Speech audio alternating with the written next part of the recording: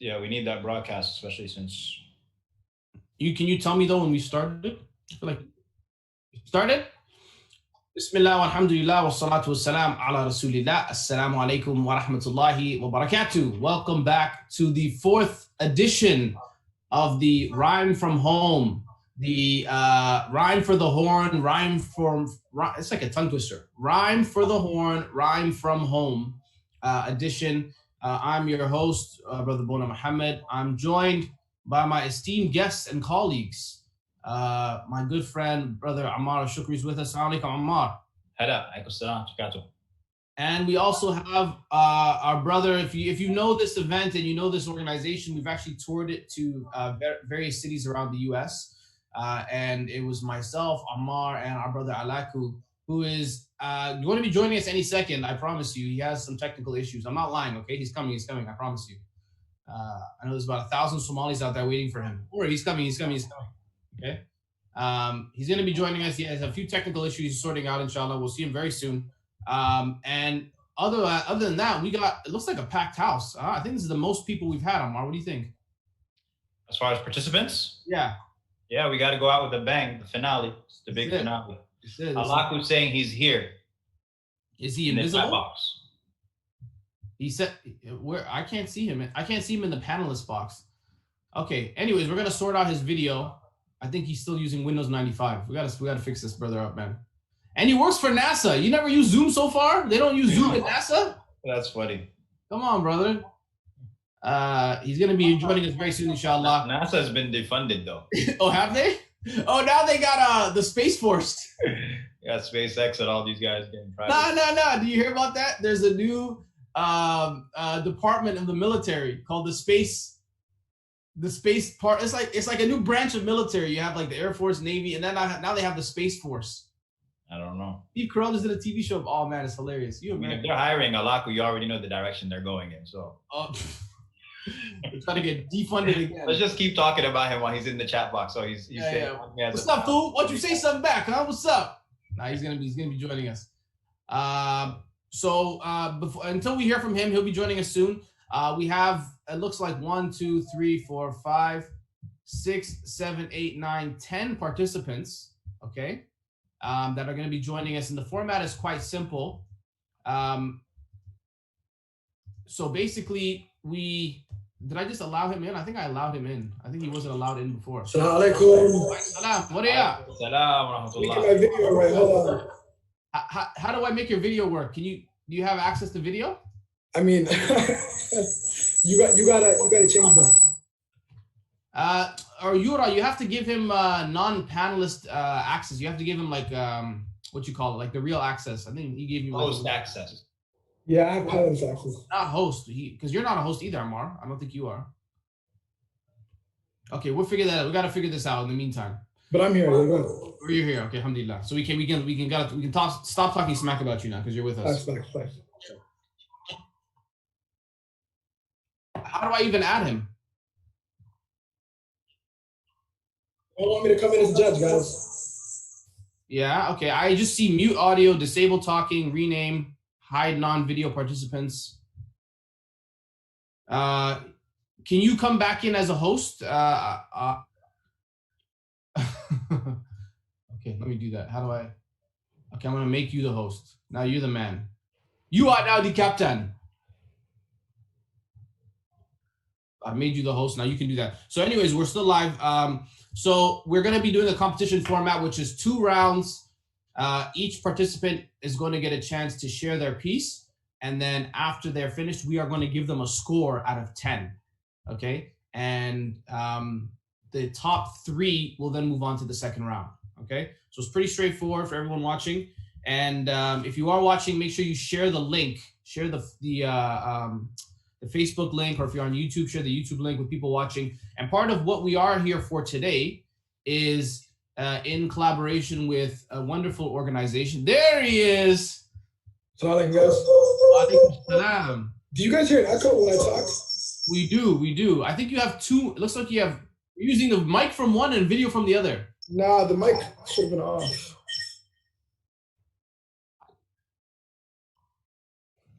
Yeah, I'm only on one. All right, but go ahead.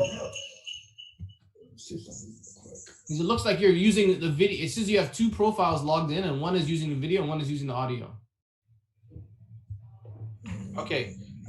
So we're gonna start. Make sure, by the way, Alaki, you need like something to write a score on. Yeah, I got it. Yeah. How's that? Is that better? No. No, not really.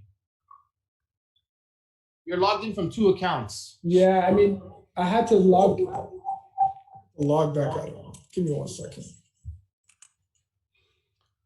Okay, let's start. We're gonna start either way, and you can kind of sort out the audio, video stuff on the side because we are live now on Facebook and YouTube and Twitter and Instagram, and we're also live. Are we on live yet or not yet? We're live, brother. Oh, okay. We're live on MySpace. We're live on Black Planet. We're live everywhere. Hey. All right. And part of what we're doing here today is helping to support a good cause. Ammar, can you tell us more about this wonderful organization that we've paired with do these Rhyme from Homes? ARAHA, the American Relief Agency for the Horn of Africa. It's a nonprofit based out of Minneapolis, Minnesota, and it is a organization that services a region of the world that is very dear to many of us, and at the same time is one that is very underserved. And as far as the Muslim community in the Western world, it's a lot of times, unfortunately, overlooked, underserviced. And so we wanted to make sure that we're able to partner up with ARAHA to be able to serve our brothers and sisters in the Horn of Africa. We're talking about Somalia and Eritrea and Ethiopia and Sudan and Djibouti, these areas. And ARAHA, alhamdulillah, does incredible projects there, everything from the building of schools to the digging of wells to investing in small businesses, individual, personal businesses, so that people can walk on their own 2 feet, as well as, of course, health. And so right now, even with regards to the coronavirus, as much as the quarantine that we've all been experiencing, I mean, our brothers and sisters there are just really going through difficult times. In fact, for myself, a friend of mine was telling me yesterday that in Khartoum, they're praying maybe, in Sudan, they're praying maybe 100 janazas now in the city because there's no concept of social distancing, right? And so, and it's very easy for the health systems there to get overwhelmed. We all know that. So it's really important that we support. ARAHA, of course, really, one of the things that Boonaa always mentions is, them putting together and investing in these programs. These are alternative programs. These are artistic programs, investing in young people, investing in us being able to communicate our stories through poetry. And so, we're very happy to be partnering up with them to bring these types of programs and make sure, inshallah, that you support ARAHA, that you check out their website, that you support their projects, and that you encourage your friends and family to do that as well. Yes, sir. Thank you very much for those beautiful words. Alak, are you with us? Can you hear and see and talk? Hopefully, yeah. Hear me? Yeah, now you're good, man. MashaAllah, the fro's growing out, huh? This is the quarantine fro. Oh, the dress is coming. The dress. Got that weekend look. How'd you get the fade, man? I couldn't find a barber. Yeah, man. I just risked my life for it, bro. I'm like, forget it. It's not worth it. I ain't trying to look like the weekend, I'm trying to be fresh out here. So okay, we got a lot of contestants, so we want to try and go through this as quick as possible. We'll introduce each person. They can come on. We'll talk to them a little bit, and then we'll move on. So our first contestant, I'm literally going by the order of, I guess we're going in kind of like alphabetical order. I'm going in order of the names in the panelist box. So the first person I have here is Aaliyah Thomas. Aaliyah Thomas, are you there? Yes, I'm here. Assalamu alaikum. Wa alaikum salam. Am I pronouncing that right? Aaliyah, like the singer? Yes. Okay, very nice. And Aaliyah, where are you calling in from? Where you at right now? I am currently in Montreal. That's where I'm from, but I actually live in Toronto. I live in Mississauga. But right now I came to be with my family for Eid. So either way, you're throwing that M up, Montreal, Mississauga. Either way. MashaAllah. M-Town. And have you performed spoken word poetry in the past? Have you done any competitions? What's your experience level like? Yes, I've been doing spoken word poetry for many years. I haven't done a lot of slams. I think I've done maybe one or two. So my experience is just doing shows. I've done shows in Toronto. I did a couple in the States, and then I've done everywhere in Montreal. I want to say it's been more than 10 years that I've been doing it. Oh damn, you professional. We should get rid of Ammar and just have you then. I don't even know why Ammar's here. Ammar's our amateur. How's your French, sister?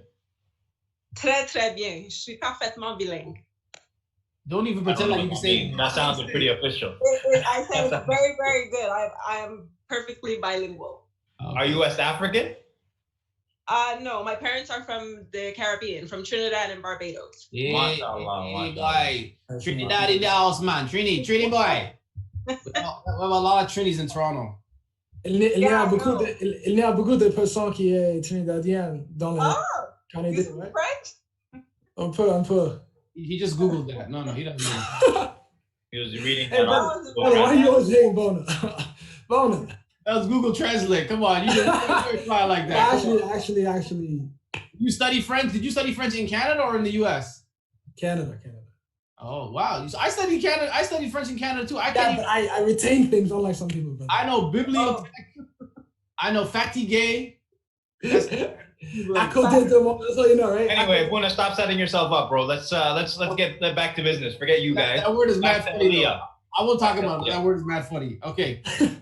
So Aaliyah, let's hear from you now. You have the first piece you're going to share. Does it have a title? It is called Freedom of Speech. Freedom of speech. Okay. Bismillah, take it away anytime you're ready. Okay. They say ignorance is bliss. Yes, but only until that iron fist knocks you back to reality. See, humanity is supposed to be the most civilized of God's creation. So why, when animals be grazing through grass, we be tearing up paths, leave dust in the aftermath of civil wars and child abductions, poverty and global destruction? It bothers me, all the political corruption, my people still suffering genocide. The revolution shall not be televised.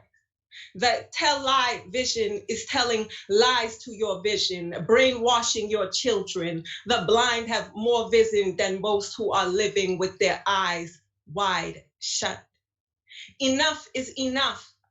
Enough is too much for me.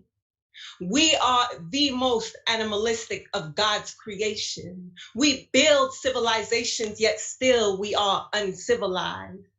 An eye for an eye, a tooth for a tooth. Live and die by the gun. You shoot me, I shoot you. What's the use of killing each other?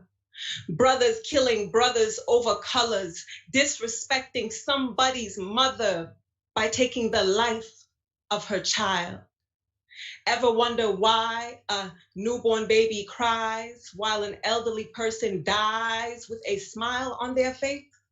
Could it really be better to leave this place than be born into this evil race? I mean, what kind of people steal and take from the poor to give it back to the rich, then call it a capitalist society?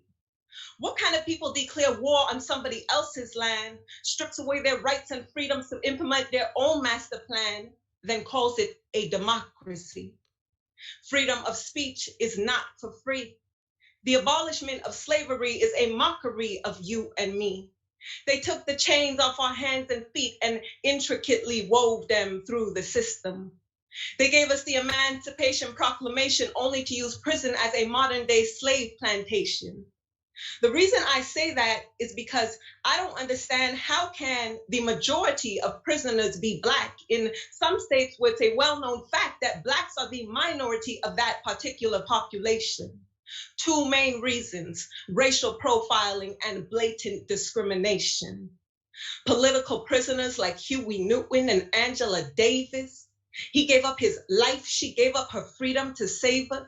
Yet we repeat destructive behaviors, disobey our Savior over and over again. The world must be coming to an end, but nobody seems to care. Nobody seems to hear the homeless dying, the orphans crying, the media keeps lying, the politicians stay conniving, feeding us line after line of bullshit. I'm so sick of this animalistic society. That's why I spit lyrics so explicit they cannot quiet me with censorship nor parental advisory. I have freedom of speech because Allah gave me a mouth to speak and be heard. Maybe I can't change the world, but I can expose the injustices through the art of spoken word. Thank you, I'm done. Very good. Sorry, I was speaking and I realized I was. Can you hear me again? Can you guys hear me now? Yeah. Okay. I was. Boonaa, Yeah. you're on. Yeah, we can hear you. Okay. What about this? Can you hear this? Woo! Can you hear that? Hold on. Yeah, This is what you hear in Trinidad. This is what they hear in Trinidad. There you go. Yes, that is correct. Yeah, that's a Trini sound right there. Very, very good. MashaAllah. Very great job. Let's get some feedback from the brothers here. What do you guys say? Alaka, we'll start you off. What is some feedback? What are your initial? Oh man, so mashallah, that was bars. I think that especially in what you see today, with everything going on today, man, I think it was such a fitting piece to have. Did you write that a while ago, or did you write that for this? I wrote it a while ago. Yeah, I think that with these situations, they happen every so often, unfortunately, that every time it happens, it becomes such a fitting piece or poem. But yeah, that was bars. I liked it a lot. I liked how you slowed down the punchlines to make sure people understood. I could definitely tell that it wasn't your first time performing, so I liked it a lot. Very good job. Ammar, what did you think? The blind have more vision than those who are living with their eyes wide shut. That was crazy. You're gonna steal that. You're gonna steal that for your next one. I've already put it on Instagram, man. I couldn't find it earlier though. I'm on Instagram. On Instagram. Well, what's your Instagram handle? What's your name on Instagram? It's Aliyah Truth. I followed you the other day, Boonaa. Oh, okay. Well, Aliyah Truth. Thanks for following Boonaa. We appreciate it. In case. Same thing. Yeah, same person. Any case, I love the punchlines. I mean you were teaching and you weren't preaching, which I love very much. There was a lot of depth in the lyrics, in the lines.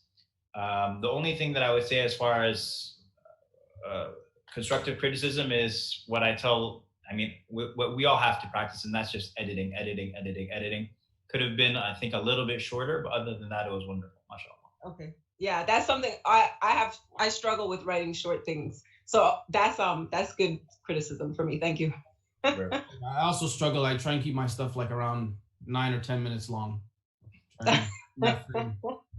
Okay, very good. So everyone has a score written down. I'd like you to write down a score out of 10. Yeah, I have it on my phone. Nah, bro, we gotta show it to the screen. Can you show it to the screen on your phone? Yeah, I can show. Yeah. Okay, show us your password. Go ahead.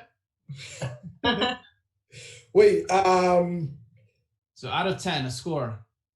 Oh, we're not waiting. Oh, we're just going straight to the scores. Yeah. We're gonna show it to everyone. So there's transparency. Okay, this is not Africa. This is not an African democracy. This is real life.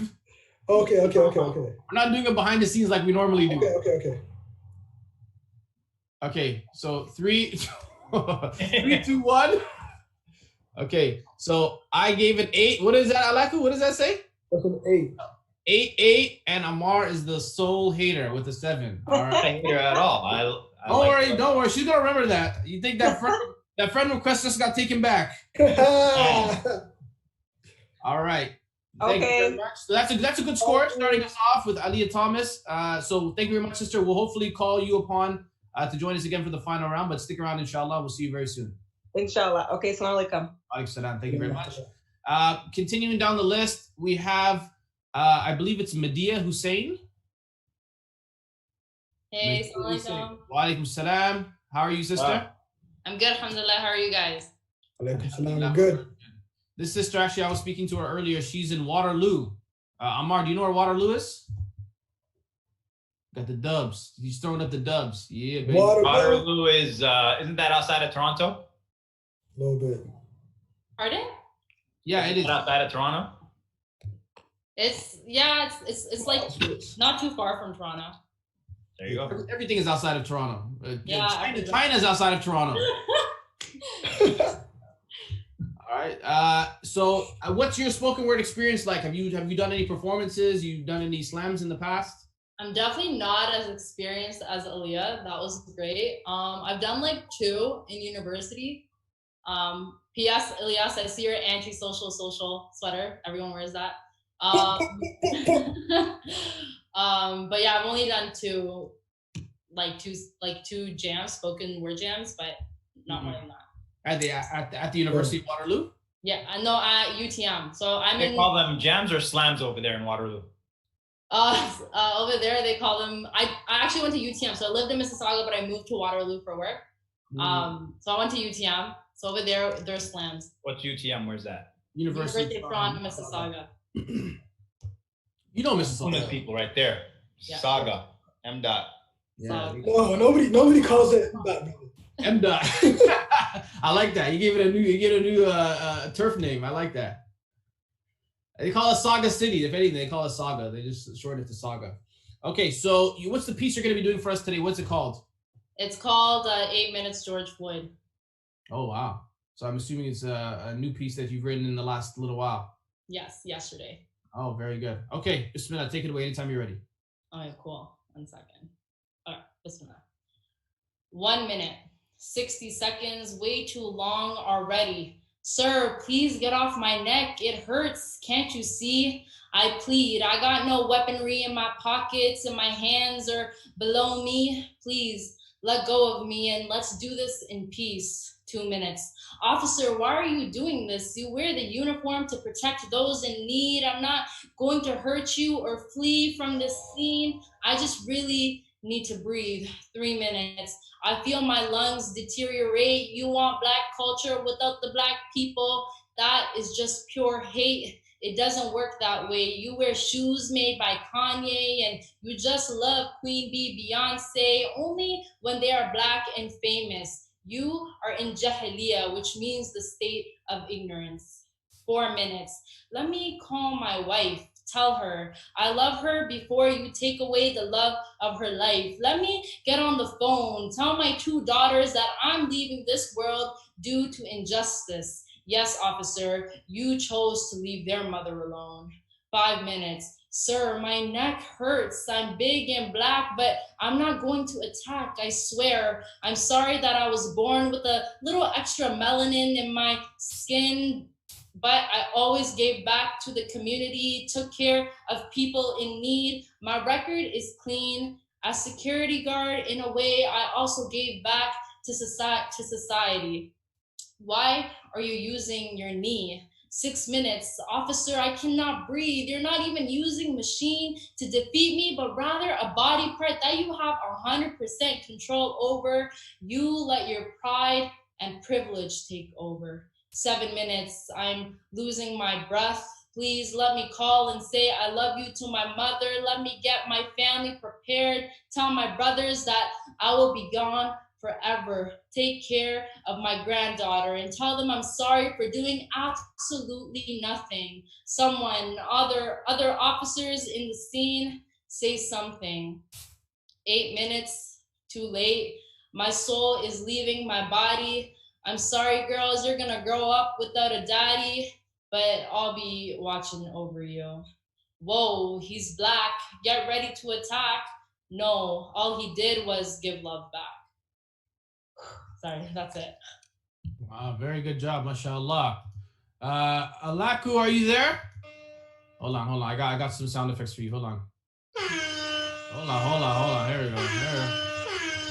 Let's see what else I got. Can you hear that? Yeah, I'm here. There you go. I believe Alaku got kicked off midway through the piece, but I definitely heard the entire thing. Ammar, what do you think? Any feedback? I think the bars were too hot for Alaku. Yeah, he got scared. He got worried. He left. He chickened out when the truth came knocking on his door. Either that or it shut down his internet. Shut down his Wi-Fi or whatever that was. Yeah. Or I like the piece very much. Obviously, it was something that was super, super fresh. my advice always is for like the purposes of slams and what have you, is to just go with what you have prepared if it's performance based, because it's going to be way too new for you to be able to actually, communicate it in a way that, to perform it rather in a way that would be equivalent to something that is something older. So that's always the risk that you play. It's like, I got something that's new and it's super relevant, but at the same time, I'm not seasoned in performing it. And so, and it might not even be as edited as you would like for it to be edited, right? So there's still a lot, it's a work in progress. And so I get the relevancy, obviously. Also the same thing with regards to editing. I think there was a sequence where you were going, I think every 2 minutes. Was there a point where you were jumping every 2 minutes, like you went from 2 to 4, or was it every single minute? It was every single minute. It was? Okay, then that was fine. I thought it was a good piece. What's that? You weren't listening. That's the major problem. No, I was listening. Oh, okay, sorry. That was my problem. Sorry about that. I apologize, guys. Okay, go ahead, Ammar, continue. No, that was it. Oh, that was it? Okay, very good. I thought it was good. I agree with Ammar. You know, sometimes pieces that like I don't typically ever share a piece unless it's like, you know, I've had time to go over it and really kind of perfect my performance of it. I understand obviously this is relevant, so it was like one of those things that you wanted to kind of bust out. But I think that and this maybe is not a reflection of your performance. I haven't seen the rest of your repertoire. I haven't seen how you perform other pieces you're more comfortable with. But typically speaking, something like this, you know, taking the time to work on the flow. I think the pacing of how you were presenting it could have been improved a little bit better. I think if you would have maybe had some more time with it, done it a few more times, the words might roll off your tongue a little bit easier. It seemed like some places might have been a little bit stiff.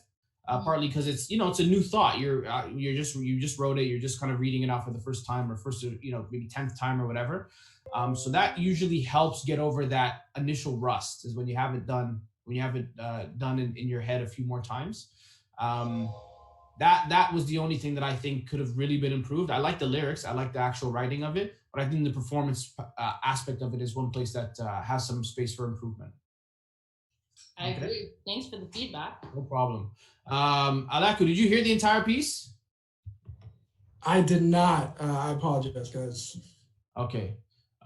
So I'm gonna ask. I think just one really, really particular stylistic thing for me is that if I'm going to make like not a cheeky, but like a smooth reference, cultural reference, then I shouldn't need to define it, because then it takes away from it being like a smooth cultural reference. So I remember with the Queen Bee Beyonce line, I thought to myself, like, either just mention Queen Bee, right? And people who know that it's Beyonce, like I think anybody who's familiar knows that it's Beyonce, or just say Beyonce because of your rhyme scheme.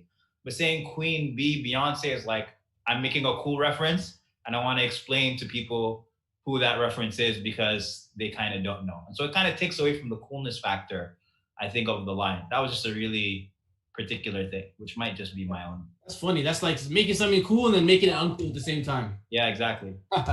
Or like translating the cool for like the old people. Yeah, exactly. Like me and you. Yeah. So this is what we'll do. Me and Ammar will give you scores, and then we'll even out. We'll average out our scores to include Alaku's score. Okay, because he didn't hear the entire thing, so that wouldn't be fair. So Ammar, let's flip our scores around in 3, 2, 1.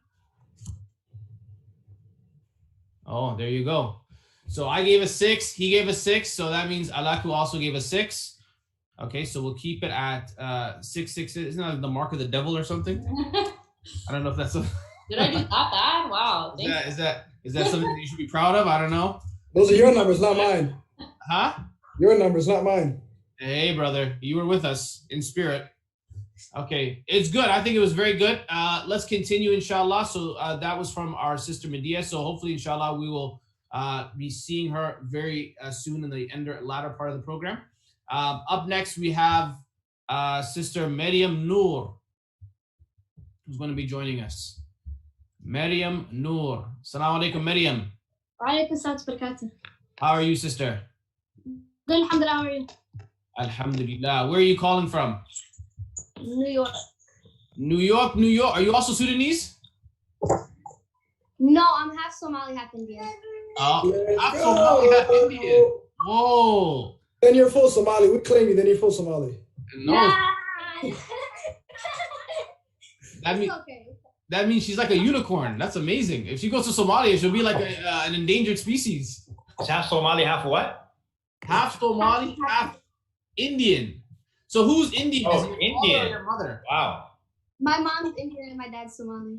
Oh, okay, mashallah. And how did they meet? This is completely off topic, by the way, but like, did they meet in the United States, or they met in Somalia or India? Obviously, they met in Carmel Mall in Minneapolis.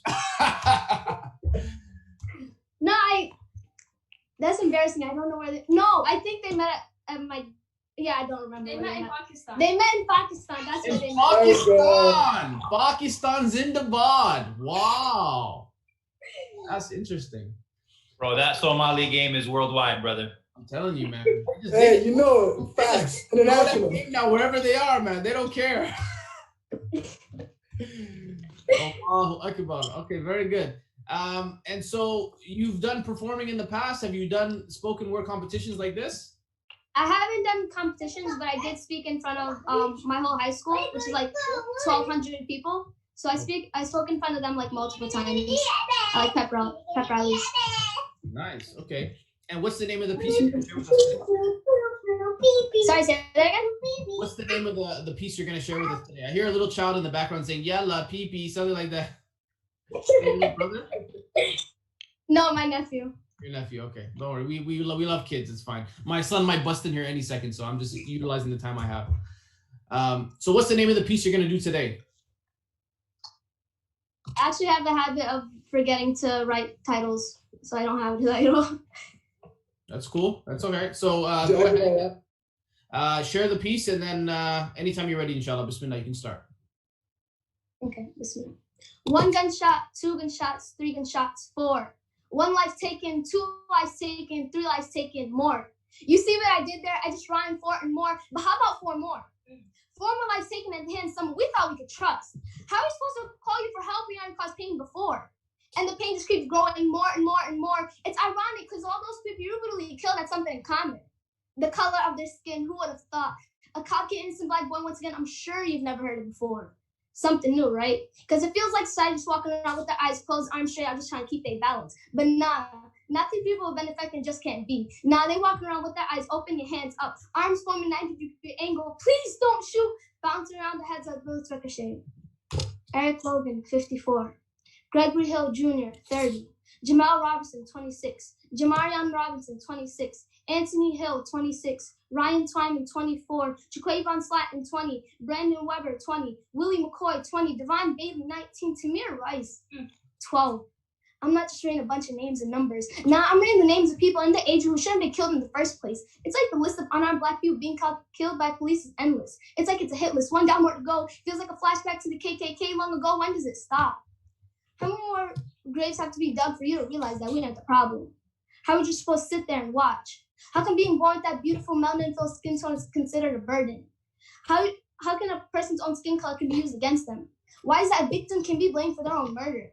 It's hard hearing about these deaths. It's hard thinking about what's more to come. But instead of just sitting here, do something to help us get to the solution. I'm using my voice. How will you use yours? Thank you.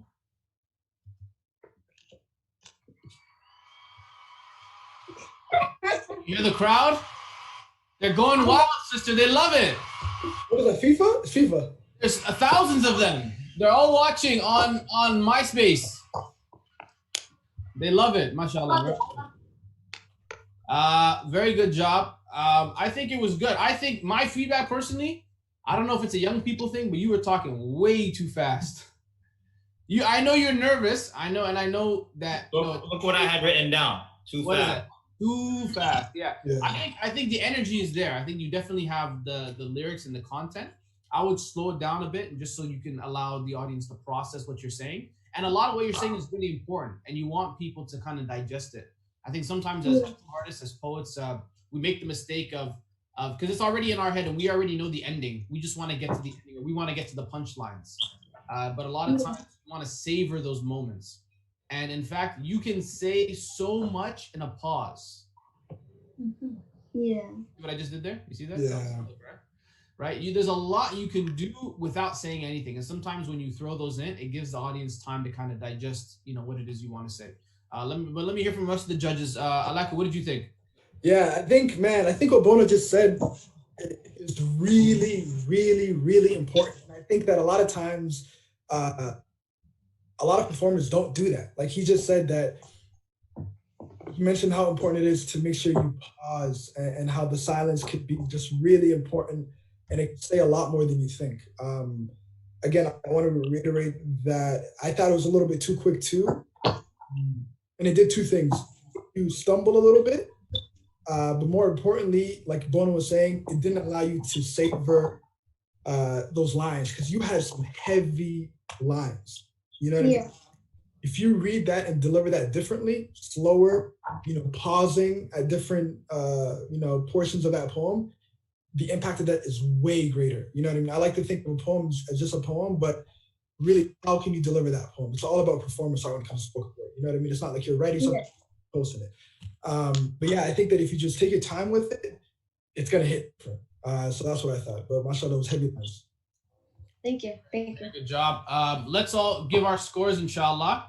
Hold on 1 second, man. I'm on. Oh, okay, go ahead. He's been waiting for my feedback. You guys. Sorry about that. I know. Sorry about that. I didn't want to deprive you. Go ahead. So, Brooklyn, are you still in high school, or you graduated, or what? My name's Mariam. Huh? I know. I called you Brooklyn. That was like a cool reference, but you didn't get it. But it's okay. I'm sorry. Sorry. I don't live in Brooklyn. I live in Buffalo. It's okay, Mariam. Oh my Mariam. No, bro, not Brooklyn. Buffalo. So, what's are you still in high school or what? Yeah. Okay, so one interesting thing for me was that you were reading, but you didn't really look like you were reading that much. So did you have the document open on your screen and you were just kind of looking at it? Did you minimize the Zoom meeting, or what did you do? No, I have my laptop in the back room but I've memorized it, but there's like short parts that like I always stumble on, or like I forget to like slow down. So I just brought it just in case I forgot any of my lines. Okay, cool. No, I agree on the fasting, and I think that just with slowing it down itself, just practicing that, you'll do a lot better, inshallah. So that's it. Is that what we waited for? That was the big finale? Okay, very good. All right, so judges, let's all flip our scorecards over. And Aleko, I guess flip your phone because you're cooler than us. All right, 3, 2, 1. I can't see yours. Aleko, what does it say? 7.5? Is that what it says? 7.5? Yeah, 7.5. Okay, so 7.5. Okay, not bad, but there definitely could have been room for improvement. 7.5. I'm just writing this all down. Okay, thank you very much, Mariam Noor. From New York, but also from Buffalo, and from India, and from Somalia. Thank you. Okay, thank you very much. Wait, she's not from Brooklyn? I thought she was from Brooklyn this whole time. No, Buffalo, New York. Oh, Buffalo. My bad, then. My bad. I think people call me Buffalo. You let her call it Buffalo. I'm not going to call you Buffalo. It's okay. Yeah, Buffalo's less offensive than Brooklyn. Okay. Yes. Thank you very much, Sister Mariam. Up next, we have Mazen Khalil, who I believe is another Sudanese brother. All these Sudanese So there are some tricks that you got to learn with names, right? So if you meet a Sharif, 95% of the time they're Egyptian. You meet a Mazen, Sudanese. That's just like, I've never met in my life a Mazen who isn't Sudanese. There's a lot of Sharifs that are Somali too, though. What, Mazens? Sharif. Oh, Sharif? So they claim. Mazen, are you there? I'm here. Assalamu alaikum, akhi. Wa alaikum assalam. Alaikum salam. And you're also from New York? I am the one from Brooklyn, Ammar. I think you're referring to me. Yeah, he's the Brooklynite. The Sudanese from Brooklyn. Have you guys met before? I mean, you guys probably related. Are you guys cousins? Cousins. No, but I'm very familiar with Omar, who's his younger brother. So you're our cousins. All right, that's what I figured. I figured there was a high probability of Ammar being related to any Sudanese person from New York. I mean, usually we say we're cousins anyway. It's okay, yeah. Yeah, that's Mazen, have you done any slam poetry or anything like this in the past? So I have competed in open mics. I was second place in the Iron Poet competition. Yeah, it sounds a lot more impressive than it actually is, but yeah. I'm already impressed.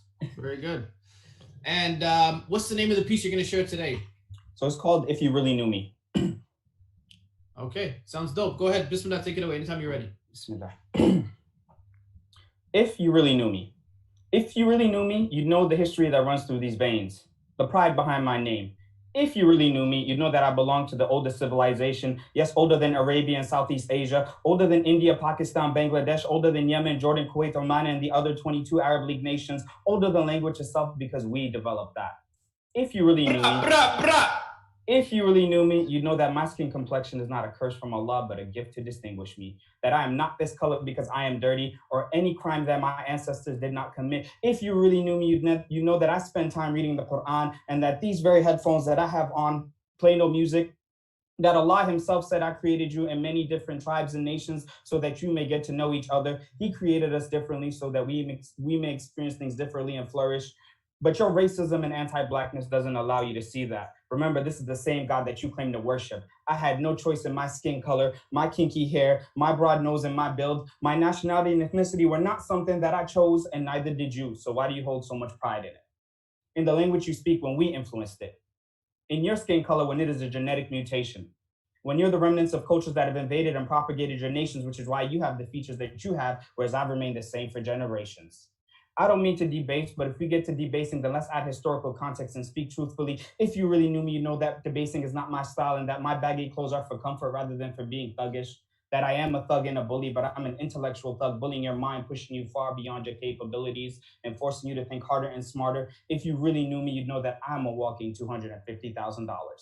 That's $250,000 that somebody gave to me for this thing right here. If you really knew me, you know that I have degrees on degrees and most are in higher education, that they aren't just college degrees, but graduate school degrees, and that I'm pursuing more because min al-mahdi ila-lahdi, which means from the cradle to the grave, education is what you're supposed to pursue. If you really knew me, you know that I run my own nonprofit featured in US News for having 100% college acceptance rate and 100% graduation rate for 10 consecutive years, while the city's average is only 56%. And that I started that when I was in high school. If you really knew me, you know that the scholarship that I got was more competitive than getting into Harvard, which accepts students at only a 3% acceptance rate. If you really knew me. Wait, you didn't know all of that? If you really knew me, you know that this coat that I wear has no impact or reflection on the heart that beats underneath it, or the mind that turns and grinds daily, cranking out answers to advanced organic chemistry and biostatistics. But you don't really know me, because you determined that my skin color reflects my intellect, my character, and my achievements without knowing a single thing about me. If you really knew me. Okay, first of all, imagine. The police have just been called. Can you hear that? Yeah, first of all, the police are being called. Is this a poem about yourself? Are we fact checking? Did somebody give you $250,000? Somebody actually did give me $250,000 to go to school. It was a scholarship that I got, alhamdulillah, for college. MashaAllah, tabarakallah. And so what is this organization that you're talking about that you've been running for the past 10 years? You look like you just got out of school. So what is this going on here? It's called SWAG, which stands for Sophisticated, Worthy, and Gifted Gentlemen. I can send you guys the link to the US News article. What? Sophisticated, Worthy, and Gifted Gentlemen. Sophisticated, worthy, and gifted gentlemen. So it's 2 G's? Yeah, 2 G's, yep. MashaAllah. Okay. Yeah. Great. Sorry, I got a bunch of sound effects running in the background. I was trying to get some real cool. Well, I don't know what was more impressive, the poem itself or the actual what you were saying about yourself in the poem. So that was. I felt like that was a poem you Are could. you married, by the way, Majid? La, not yet. But inshallah on the way This is soon. the poem you're going to recite at the family's living room. When you go to meet the father. You go to meet the father, there's going to be like, if you really knew me, $1 million, holler. Or if you get, this sounds like it'd be a wicked poem to drop at a job interview. Like, You know, if you really knew me, that was nice. alhamdulillah. Alhamdulillah, mashallah. Lako, any feedback? What did you think? What did you like? Again, I apologize for the connection, guys, but I caught that. It was dope, mashallah. I think lyrics were just mashallah amazing. I think there was a shift between what you started talking about and then to you.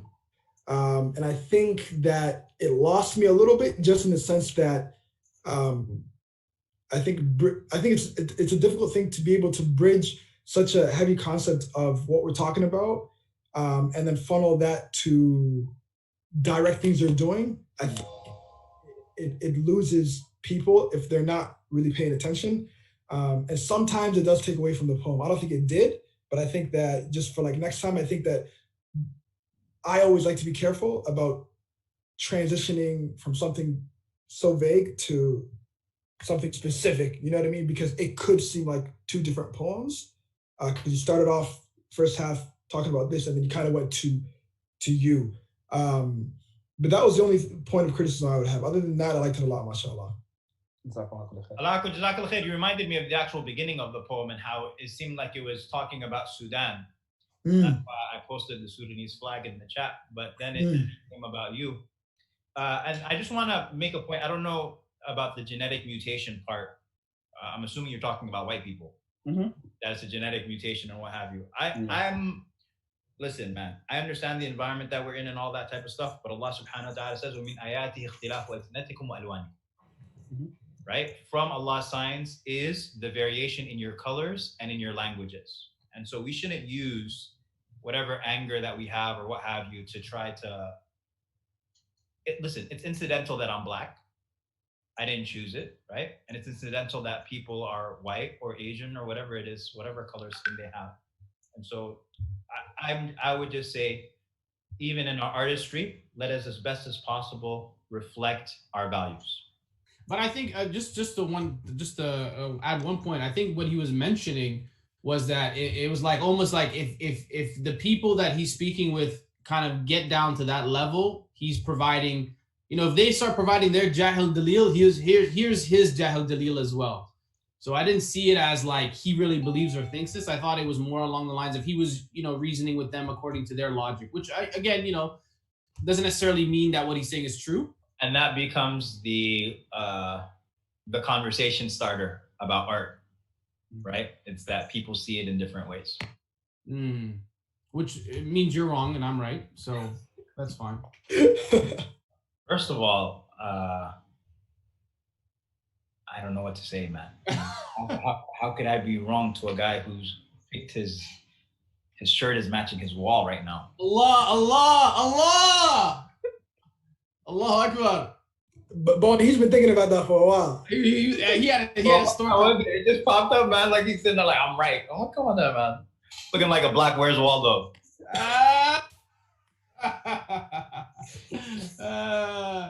Okay, mashallah. Very good job. Mazen, let's all pop out our scores, inshallah. He came with that heat, so we better come with that heat too. So let's flip our scores around. Ready, guys? In 3, 2, 1. Okay, I gave an 8. Ammar gave a 7. Alaku gave a bright screen. Just tell us the number. I can't even read it. 8. 8. Okay, so he gave 8, and the only Sudanese person is the one hating on you. That's so weird. I'm not hating, man. Hey, man. Hey, your own people. It be your own people that do that, man. People, man. Come on now. I don't know why they be like that, man. Mazen, it be your own people, brother. Oh my God, man. They just can't stand to see another Sudanese succeed. That's it. From New York, too. From New York. All my life I had to fight. Listen, 7 is the highest I've given out today, man. Hey. However you want to justify it, man. It's cool. I hear you, man. I don't know how you sleep at night, Ammar, but It's tough, man. All right. Very good, Matt. Don't worry, inshallah. We're gonna stick up for you. Hopefully we're gonna see you in the next round, inshallah. Inshallah. Thank you guys so much for the feedback also. I appreciate it. Thank you very much. Thanks very much. Up next we have Mubashira Qat. Qat, Khot. Mubashira. Assalamu alaikum. Wa alaikum salam, sister. How are you? It's Alhamdulillah fine. It's Khot. Khot. Khot. Oh, Mubashira Qut. Okay, very nice. Yes. And where are you calling from? From India. From India. Allahu Akbar. Yes. How's the situation in India right now with the whole coronavirus situation? Um, Lockdown is very difficult for the laborers. Have you heard about that died mother on the station? No. Laborers are going to their village by walking for miles and miles. They are walking for days and days, and they don't have food and they don't have water, and they are just walking. Ladies are pregnant and kids are so small. They are just walking, and they are reaching their home while some are died. So one lady, she died on the station, and she carries two sons. One is about 3 years and one is about 1 year, and they are so small they didn't realize that their mother is died, and they are playing around the mother and waking up her like mother wake up. And situation is very bad, very worst for the laborers and the poor. It is a law Akbar. SubhanAllah. I'm sorry to hear that. It sounds like it's a very tricky time. May Allah subhanahu wa ta'ala make things easy for Yes, you. because the management is not doing right work. They are not managing properly, and that lady is Muslim, so it is very the very big news for the ummah. Yeah. And uh, what can we say about the leaders? They are just spreading emotions before the votes. They are showing their old mothers, and they are saying about the poverty and all. They are just lying about their condition and about the country, and Allah Akbar, Allah Mustan. Allah musta'an. Seems like you have a lot to say, so I assume your poetry is going to be filled with that type of emotion. Yes, actually, my poetry is about that condition, that mother who died on the railway station, and I shared this because you are, you are not Indian, so maybe you don't know about this incident. Yeah. Do I look Indian? Maybe a little bit, right? What? Do I look like I'm Indian? Maybe a little bit. I kind of look Indian. No. No. Okay. So I just double checking. Okay. And are there many? Which city in India are you in, by the way? Like where in India? Pune. From Pune. I'm from Pune. Do you know Pune? No. Do you know Mumbai? Mumbai? Yes. Yes, Pune is near to Mumbai. Okay. Are there many poetry competitions or things like this that you can do in that region? Poetry competition, no. But yes, I have done a lot of debate competition and speech competition and all. Okay, but no creative arts, poetry performances or anything like that? Yes, I used to write, and I'm writing, but I'm like busy mother, so I write and I forget. I didn't share a lot of things, but let me start with this work. I mean, with your slams. Inshallah, I'll try my best to create one after another. So what is this poem called, the one that you're going to perform right now? What is it called? It is called Light Stationed. Light Station. Yes, Stationed. Station, right. Okay, Bismillah, go ahead. Take it anytime you're ready. Bismillah. Light Station. Wake up, please, oh mother. Don't go there, oh brother. A boy rushes to hold his brother and calls to his resting mother. A mother can carry unborn for 9 months. She can bear labor for long hours. She can sacrifice her sleep and food. She can dedicate her life to little ones. See here, how's the tale goes on. Lady carries sons and walks on. She travels bravely long distance while people are concerned about social distance. Poverty was only thing she has in journey of life. Usually, people carry food, water, medicine, all things. People tracks maps and capture scenes. Here angel tracks her and capture her soul. Boys were playing here and there, running and jumping, hiding and laughing. Wake up, O mother, younger said out of hunger. Wake up, O mother, elders said, for safety of brother. Wake up, O mother, younger said, out of hunger. Wake up, O mother, elders said, for safety of brother. Sadly, they misunderstood she is sleeping. They didn't know that's forever resting. She was courageous to fight with hunger. But how much can one body bear? So she left battle in the middle. For all of us, it's a big trigger. You said you saw poverty. You said you felt thirst and hunger. You said you know pain and suffer. You said you love your mother. Then why didn't you plan well? Then why didn't arrange for all? Mean really well as whole. Mean for society as whole. Oh yes. You said you didn't go school. That's the reason you are a great fool. Mourn on died mother and old mother too. Mourn on those innocents and your brain too. That's it. MashaAllah, MashaAllah. It's a very good job. I think I have some points of feedback. By the way, this is what we do with all the poets. We give them some feedback in terms of constructive criticism so that everyone can improve. But obviously, I think it was good. And there's no right or wrong way to share your own art, right? So I liked the story. I think one thing that a lot of poets don't do, which I think you did, which I did like, was storytelling. I think a lot of times we get caught up in the idea of almost like a poetic khutbah. A lot of people just end up telling you what they feel or think, but the art of storytelling is a lost one. So I like that there were elements of storytelling and that was something that you were doing.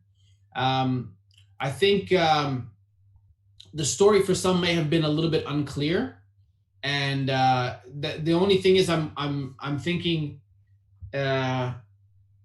if there was a way. I'm thinking there's two things. There's one is maybe your accent for some people might be difficult to understand, and that's no fault of your own, right? I belong to India, that's why I think. Yeah. It's not a problem that it's not your problem per se, but that might be one thing that maybe I struggled with was the accent. So, and I'm just speaking honestly, is one thing that maybe I struggled with. Okay. Boonaa, do you know what the largest English-speaking country in the world is? Is it Wakanda? No, it's India. Allahu Akbar. You're right. 1 billion English speakers in India. Are you trying to redeem yourself because we were roasting you last one or what? No. Trying to come for me. No, I'm not saying there's anything wrong with what she did. I just said that's one thing that I may have struggled with in terms of understanding exactly the I understood the story of can you recap? Is it a story of like a boy and his mother? Pardon me? Can you recap like some of the just so we're on the same page? It was a story about a boy and his mother? There were two boys. One is about 3 years and one is near about 1 year. And mother died and they were playing here and there. One was going, then another was protecting him. So it was very touching scene that their mother died on the railway station and they didn't know that their mother is died and they were waking up her that we need food and we are hungry and they are playing here and there.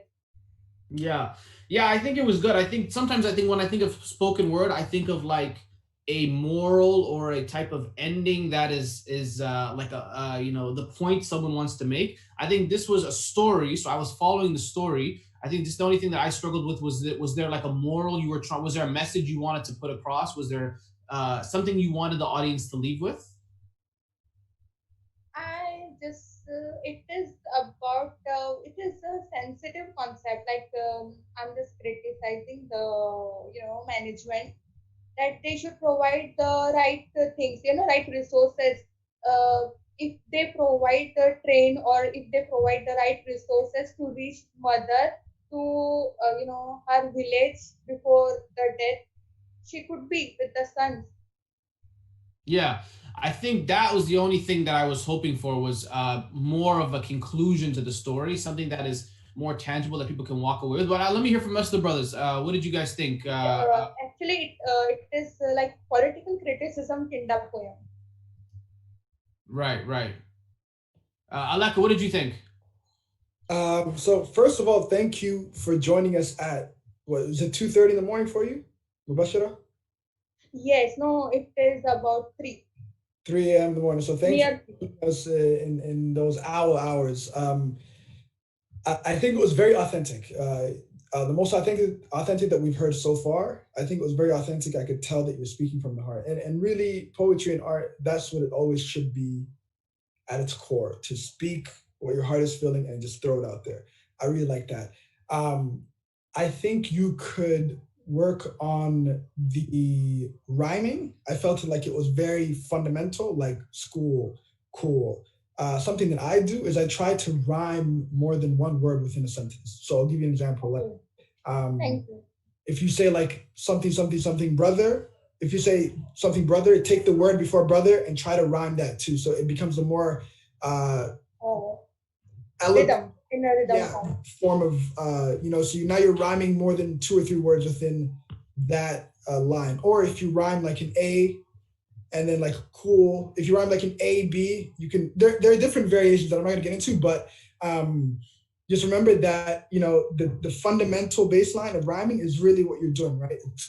Brother, mother, or cool, school, and there are different variations that you can learn very quickly to rhyme more than one word in one sentence or more than one sentence in a phrase. So I think that if you look into that, I think it'll definitely just sharpen that skill set. Okay, very good. Let's move on with the scores. Can I get, because I'm cognizant of the time and I want to try and get everyone in as soon as we can, inshallah. Let's ask all the judges to write down their score.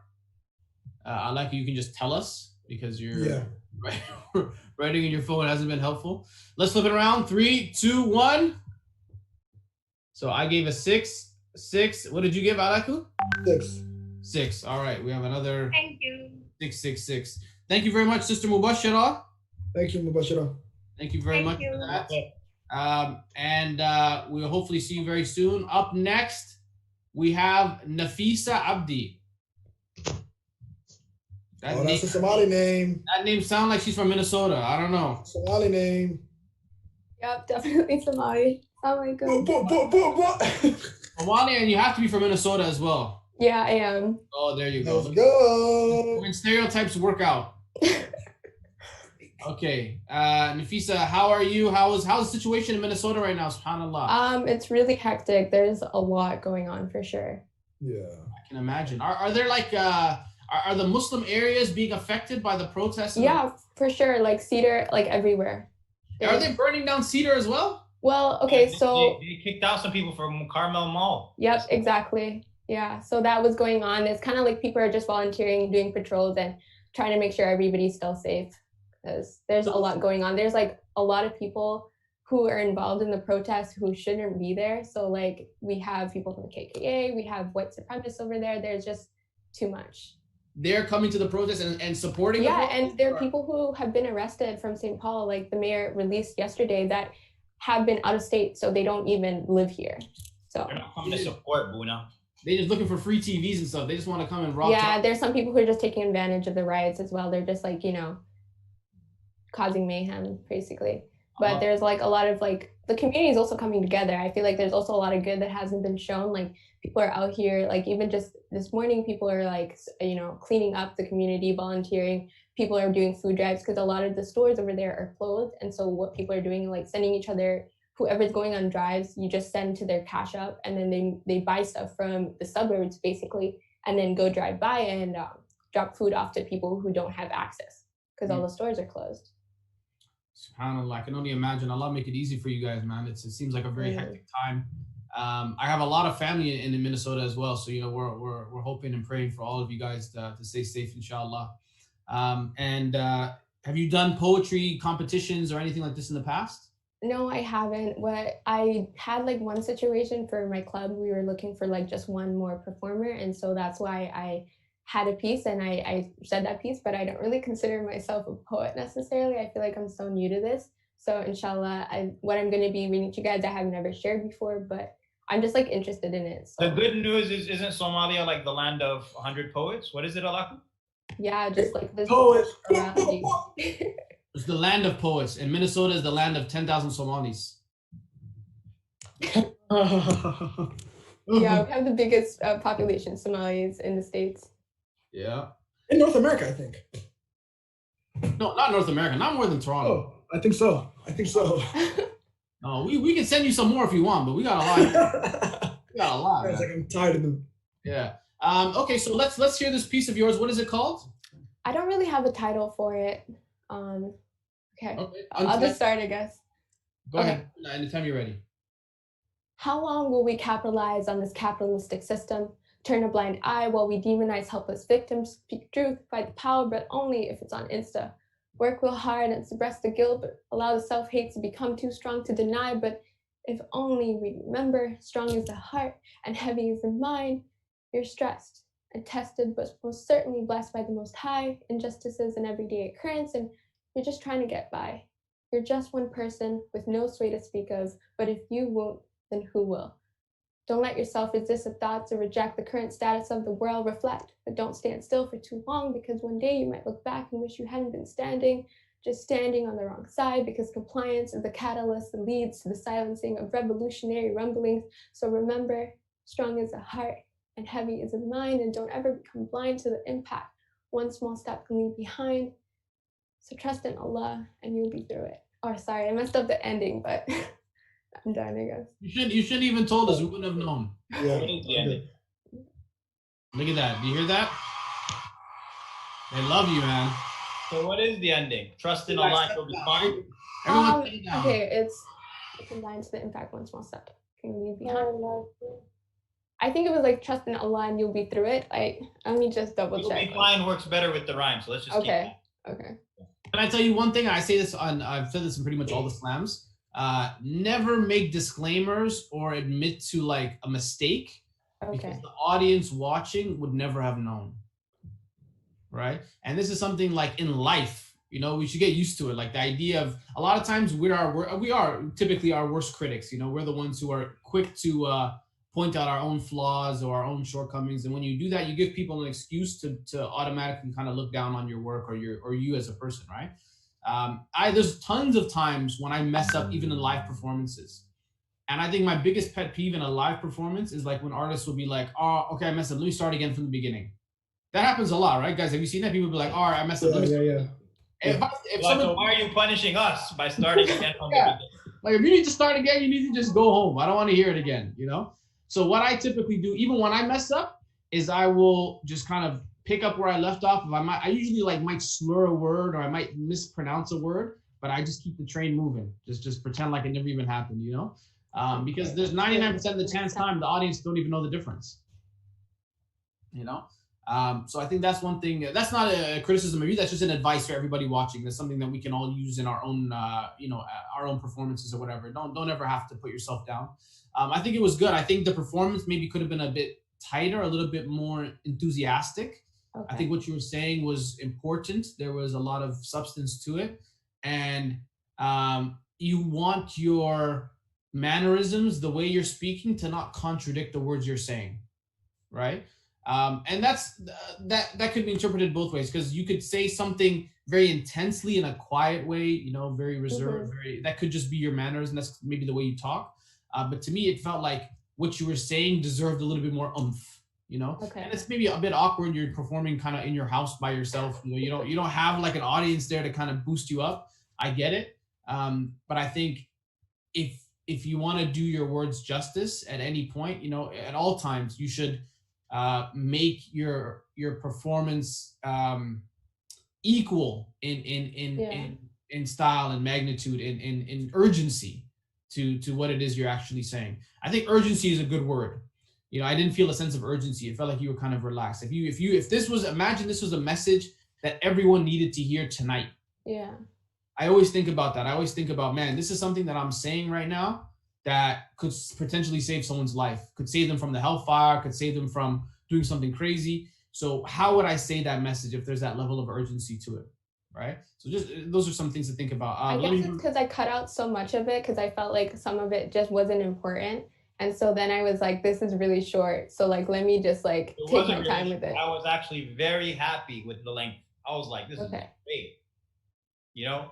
I would rather, when you stopped, it was like, oh, you could have kept on going. I would much rather that than it being dragged on and people were like, oh man, I wish. Okay. would have finished already. It could have been longer though. I mean, I don't think it longer, but you don't need to extend it. You don't need to. If you can say everything that you need to say in a minute or 2 minutes, a minute is perfect for Instagram. 2 minutes, okay, great. You know what? Move on.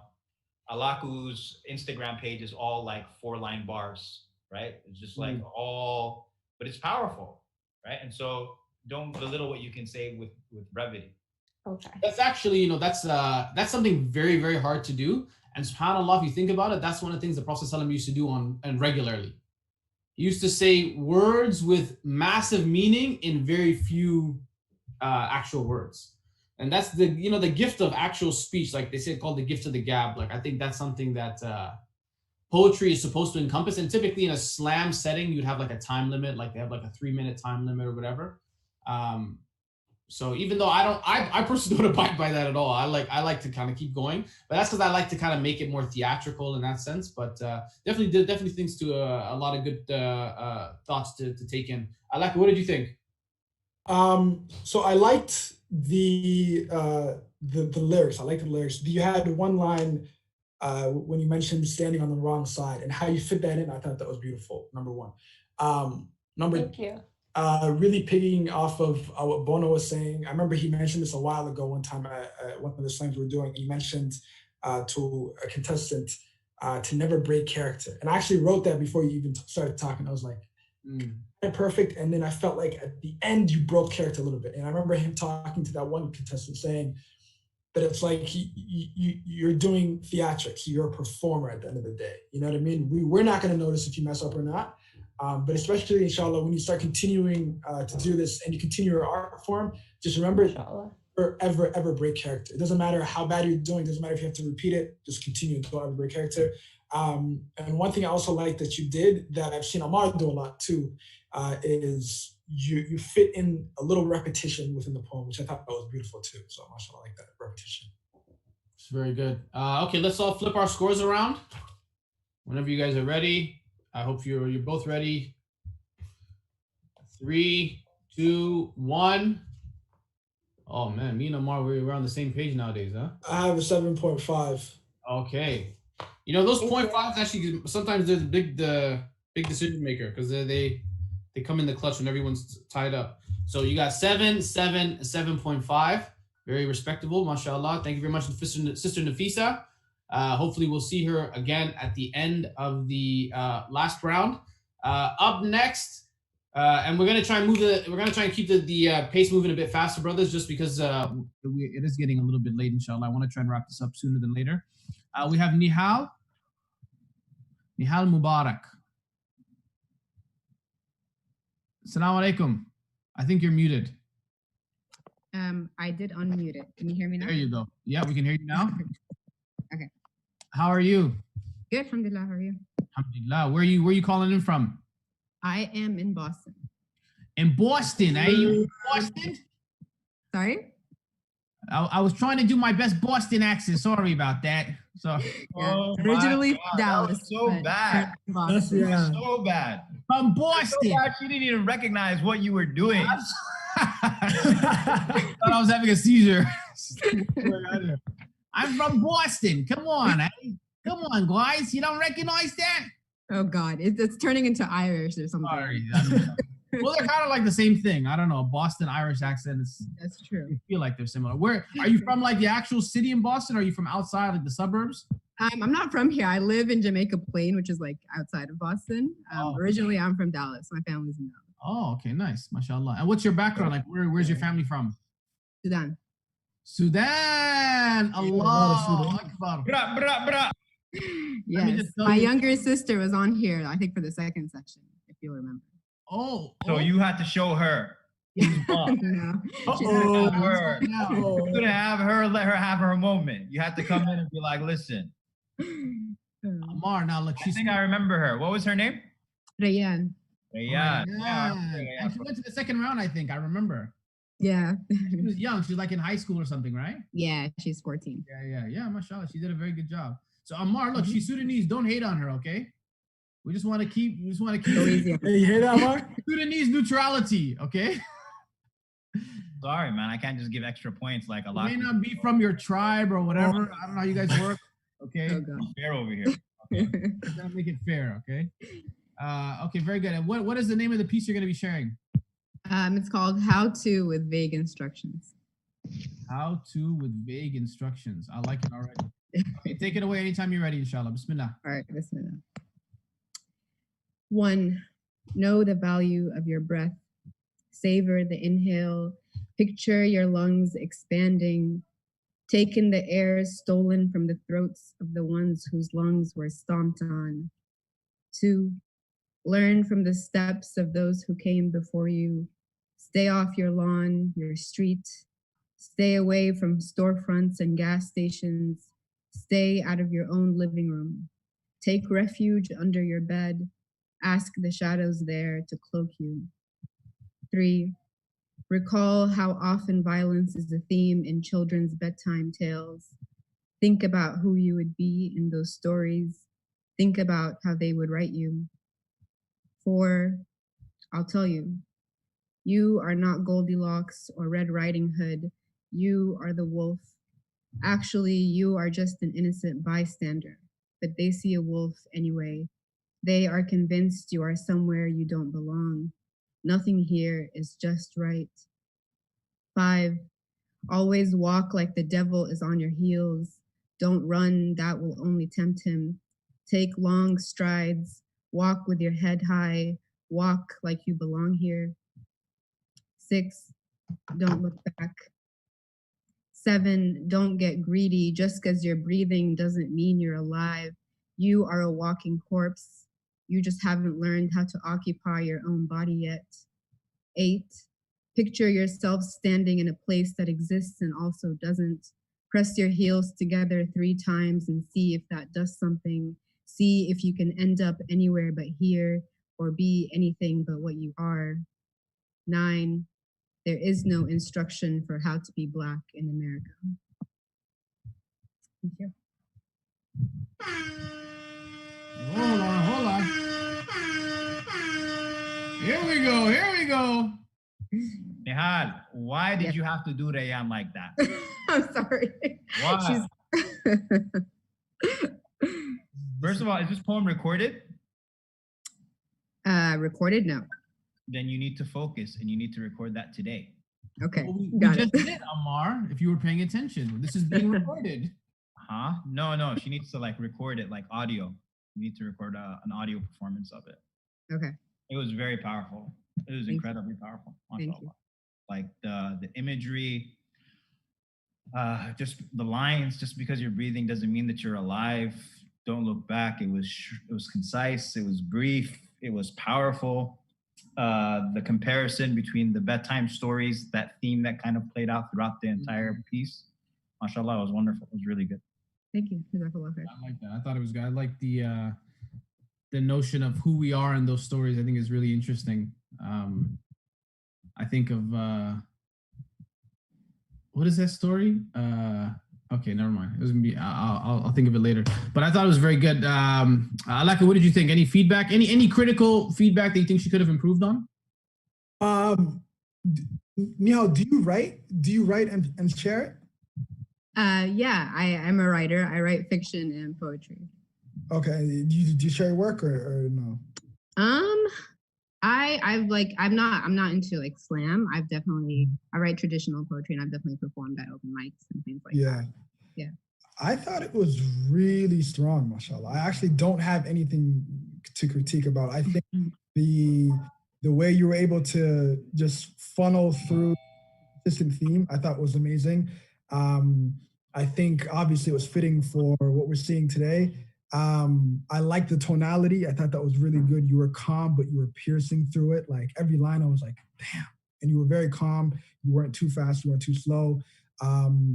I really liked the lines and how you listed them. You know what I mean? It reminded me of like a Western Shira. I don't know if you listened, or if you've heard of it. Yes. It reminded me very much so. I feel like if I read your work and read hers, it would be hard to tell which was which, to be honest. Wow. Thank you so much. A lot of lines stuck with me, you know what I mean? Especially when you said, walk like the devil is on your heels. There's so many. You mentioned something about. I think Ammar mentioned it too.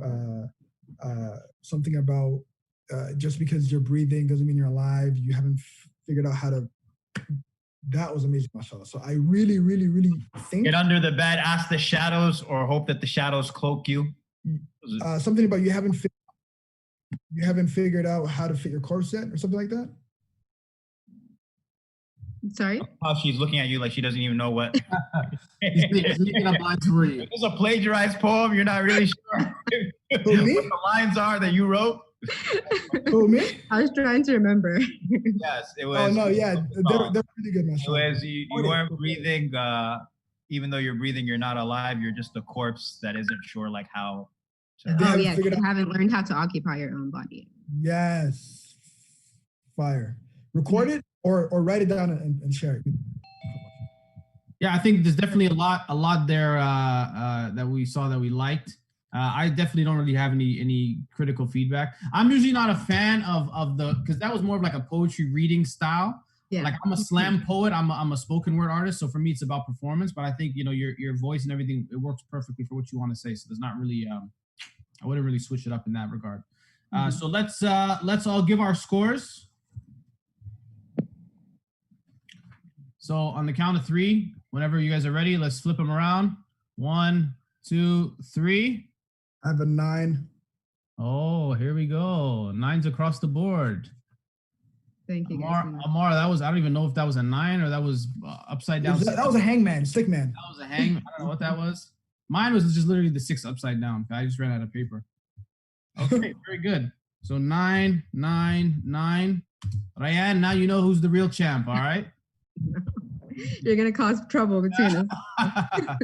Very good job, mashallah.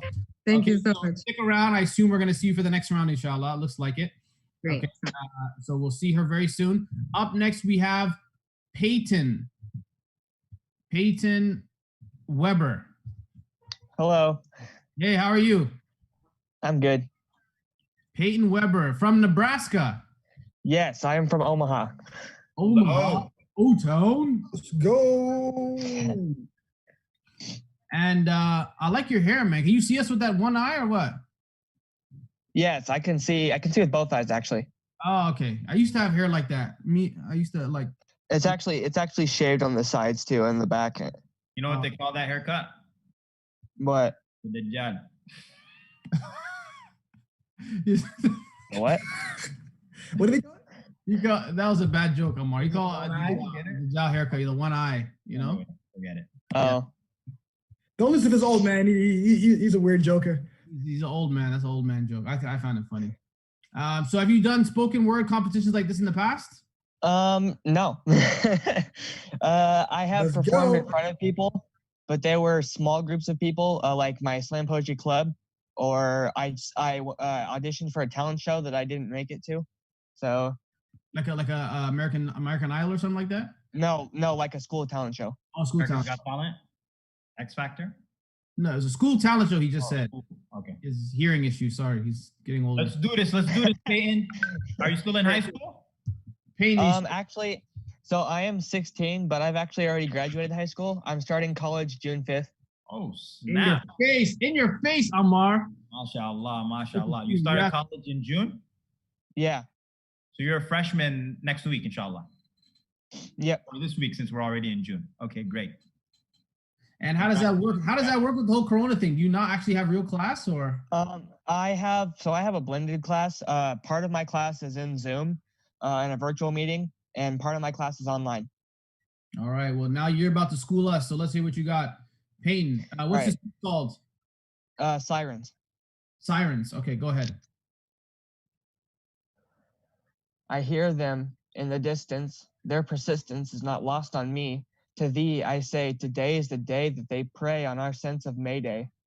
As these sirens call, and we fall faster every second until terminal velocity reminds our atrocities that they may not go unpunished.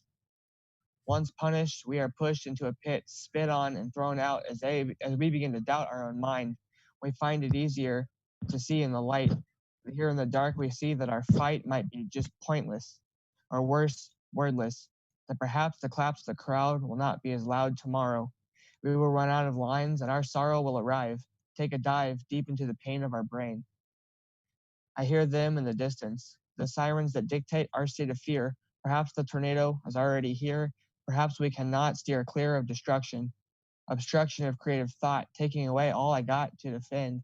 Just around the bend is the end. Please send a quick goodbye, for I see the tornado coming down from the sky, thinking, why do I have to die slowly? I lose my words every time I write creatively, as I casually make a new take on reality, my normality, but I'm just a casualty of the cyclone. I go alone in this battle against these loud sirens. Someone please tell me the secret to keep it going. I'm dead. No, I'm dying as I'm trying to plead with the air, but it's too late, for I hear them in the distance. I like that. It's talking. Speaking of sirens, That's like my favorite sound effect. I've been hearing that throughout the whole thing. yeah, I also hear the sirens, so we're connected in that regard. Very good. What did you guys think? Ammar, give me some feedback first. What were your thoughts? I like that the poem was memorized. Was it memorized? No, I read it off the paper. All right, so he doesn't like that. You threw me off, but that's good. You did it in a way that it didn't seem like it was read, at least for me. So just performance-wise, it was monotone. Okay, so adding to your performance by pausing, like we were talking about before, changing your vocal range as far as your volume to your speed, all of that, so that the listener stays engaged, because it very much seemed like what Boonaa was talking about earlier, being like a simple reading of it, right? So you want to actually perform your piece. So that's the thing that stuck with me the most. I like the content of the poem, but the performance aspect of it, inshallah, I think once you get more comfortable in that and once you practice that more, it'll come a lot better. Okay, I like any quick feedback, anything you thought? Very quick. I could tell you were reading, but it didn't bother me. And I think it was a little monotone because you're reading, I think. But I think it takes a certain level of vulnerability and courage to be able to talk about those things. And I really like that aspect of it. Okay, very good. Let's go to our scorecards. So judges, write your scores down. And we'll flip them around in 3, 2, 1. So 7, 6. I like it. What did you give him? 7.5. So 7, 6, and 7.5. Okay, not bad. Very good. So Peyton, stick around. We're gonna announce the 3 that are going on to the last round very shortly. We have. I have a quick question. Sure. Were we supposed to have 2 poems ready? Yeah. Okay, I have another one upstairs. I wasn't sure if I needed it or not. Go get it. We'll get it. Stick around. Let's hear the next 2, and then based on the top 3, we'll see if you're in that final 3. Okay, because when I got the email, it didn't specify that, so I was like, I don't know. Okay, we'll fire. Anyway, thank you guys. We'll fire the man who sent you the email. He's fired. Don't worry about it. Done deal. All right. Okay, thank you very much. Have a good day. Peyton, stick with us. Up next, we have Sister Seba Kosar. Ahmed. Assalamu alaikum. Oh. Alaikum salam. How are you? Okay. Alhamdulillah, I'm good. Yeah. Alhamdulillah. She doesn't look very Somali, Alaku, if that's what you're wondering. I know. I'm actually right now I'm in Pennsylvania. Okay, Yeah. Pennsylvania. Where in Pennsylvania? 30 miles north of Philadelphia. What county? Montgomery. Okay, Montgomery. Very close to the Montgomery Mall. Nice. I do some work. I do some real estate in like Luzerne County and Lehigh. Oh, okay. That's a little bit far. Yeah. Yeah, it's far. Nice. Yeah. Very good. And Sister Seba, mashallah, welcome. Have you done any poetry competitions like this in the past? Actually, this is my first competition because my main message is I just want to get my message across my listeners. Yeah, but I have been reciting at interfaith gatherings and faith-based organizations, whenever there's anything. Reciting that interfaith fuego, that interfaith fire. Let's go. Bismillah. Okay, Jazakallah. 1 second, just because I don't want to make any mistakes, so I will have to look at my computer. No problem. Go ahead. My poetry is called The Intelligent Designer. See, that's the interfaith vibe right there. Yeah. They challenge me to prove the existence of the intelligent designer. It's like machines confirming the existence of its manufacturer. The one who designed the universe and your brain gave you the intelligence to boast and deny your existence. How foolish of you to boast of your discoveries of atoms and black holes, whereas you deny the creator of the nebula and the neutrons. Have you counted the 12 by 6 million rods and cones of your eyes, the fingerprints that are unique to deny lies? The patterns of the flowers, the honeycomb, and the spider web, the reason why he sent down iron to complete the existence of man. Have you observed? Have you measured the gravitational pull of the earth, observed the eyelids of the camels and the movements of the birds? Have you observed the sky for the color spectrum? Never has he painted it the same in hues of orange, green, or rum. Designer of every atom in the galactic world, parallelism and time zones, has the count of leaves, ants, bees, stars, souls, and your chromosomes. The creator of the amoeba and the dinosaur, the resemblance between the nebula and the neurons. He pegged the gigantic mountains which you can't traverse, and you laugh when you grenade them, let alone preserve. The earth, sun, and moon circulate an invisible path and pattern. He set your genetic codes with 206 bones and a visible blood circulation. You will be ashes if he pulls the earth closer to the sun. You boast of creating life from cells, and cells he created out of none. The browns in Africa and the beige in Caucasia, the tulips in the north and the penguins in the south. Everything in the universe are in submission. None transgresses the laws without his permission. He programmed the angels in complete devotion, but the jinns and mankind he gave freedom of selection. Everything in the universe for you he subjugated. To cater to man's needs, everything he created. He has no form, no gender, no mate, nor does he ever procreate. Slumber or aging does not define him. He is light, no one can confine him. All the heavens and the earth to him belong. All the commands in the universe with him revolve. He is beyond the heavens, but his knowledge encompasses everything. He is the master designer. Call him Allah, Yehovah, or Elohim. Thank you.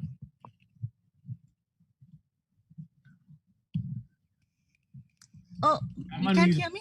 No, I can hear you. Sorry, I was on mute. Sorry about that. Oh, okay. Very good job, mashallah. Yeah, I could see that definitely being a very good like dawah piece. That's something that it would be really good or helpful in like a an interfaith type of setting where people can, might want to learn more about Allah or might want to learn more about Islam. And I think that's the beauty of art, especially, is that it can be a tool of learning in a less hostile way. It's a very pleasant thing to enjoy, and yet there's still so much avenues for it to be a form of dawah and teaching and communication as well. So I think that was great. Ammar, what did you think? I love the piece. I want to see it in written form. Okay, sure. Thank you. I need that piece emailed to me. Okay, sure, no problem. Actually, you know what? I have just started, it's very premature actually. I just started a YouTube channel called Ammar Muslim. And I'm also planning to start a website. I'm still working on what Muslim? Ammar Muslim, AMERI-MUSLIM, Ammar Muslim. What does Ammari mean? American Muslim. Oh, okay. I thought it was a married Muslim. No. I Ammar thought it was Muslim. a Merry, like have Merry Christmas Muslim. You can take it anyways, yeah.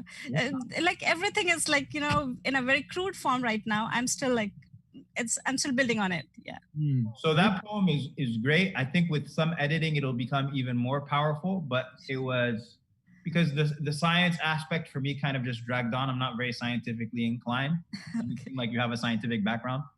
But there were incredibly powerful lines in there, and I appreciated it very much. He is light. Nothing can confine him. It was just like, there were some really beautiful pieces, lines in there. Jazakallah khair. Very good job. Should we go to the scorecards, guys? Or Aleka, you have something you want to say? Okay, you're on mute, but I'm just going to take that as a ready to go. All right, very good. Okay, so let's go ahead and write our scores down if we have them. 1, 2, 3. Uno, dos, tres. 8.5. 8.5. So 7, 8, 8.5. Okay, very good. So 7, 8, 8.5. Okay, very good, Sister Saba. Thank you very much. Stick around, inshallah. We'll announce the winners after this last performer we have coming up. So stick around, inshallah. Finally, last but definitely not least, we have our brother Todd Evans, who's going to be joining us. Todd Evans, are you there? Actually, he's signed on a few times, so he has a few. Yes, I'm here. You're there. Yes, brother. Can you see us? Can we see you? It says the host stopped my video. The host stopped your video. Host, can you stop hating, please? We're going to fire this brother. I swear. He's going to. I'm just kidding. Yura, if you're there, can you put on his video? Oh, am I the host? Oh, sorry. Then. Okay, let me see. How do I do that? I don't see how I can. Okay, hold on here. How do I? Okay, Yura, Yura, you're the host. I made you the host. Yeah, Yura, I made you the host because I didn't want to deal with hosting responsibilities. So just unmute Todd Evans' video. I think he signed on, or there's two.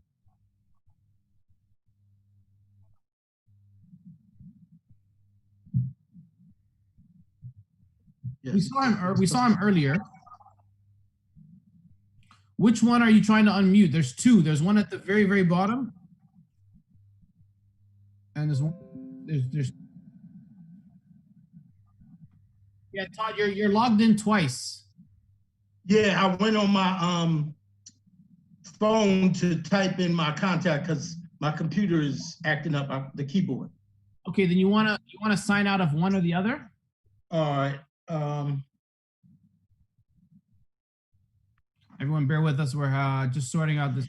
This is the fun part of live events when everyone's getting adjusted to this whole digital technical world. Sorting out the logistics of things sometimes can be a bit tricky. Now I gotta leave, right? All right. Yeah, you sign out of one of the accounts because you have. Okay. Yeah. All right, so let me try this now. It says I still can't get because of the host stopped it. So Yura, can you have him, or you can kick him out of the I'm not out of the phone, so wait. All right, it should work now. Okay, so let's try your video now. Is it giving you the ability to try your video? It's the host has asked you to start. Yes, I can. I'm in. There we go. Okay, good. Okay, Todd Evans. Assalamu alaikum, brother. How you doing? How you doing? Where you calling in from? New Jersey, Willingboro, New Jersey. Willingboro, New Jersey. Okay, very good. So have you done any competitions, poetry slams, anything like this in the past? I've been in a couple slams in the past. Most of the times now I host a couple of events, so I don't get to perform as much. Oh. So this is like, I get to perform, but host doing what you guys do. So this is fun for me. Right. This is pretty cool. Yeah, I mean, it's different being on the other side, facilitating. Yes, sir. Is actually performing, definitely a completely different vibe. What's the piece you're going to share with us today? What's it called? I'm a little older than most of the people on here looks like, but this is a poem about me growing up in my hood and how things are the same and how things have changed. It's called Good in the Hood. Good in the Hood. All right, take it away, Todd. Anytime you're ready. Yes. Things done gone bad.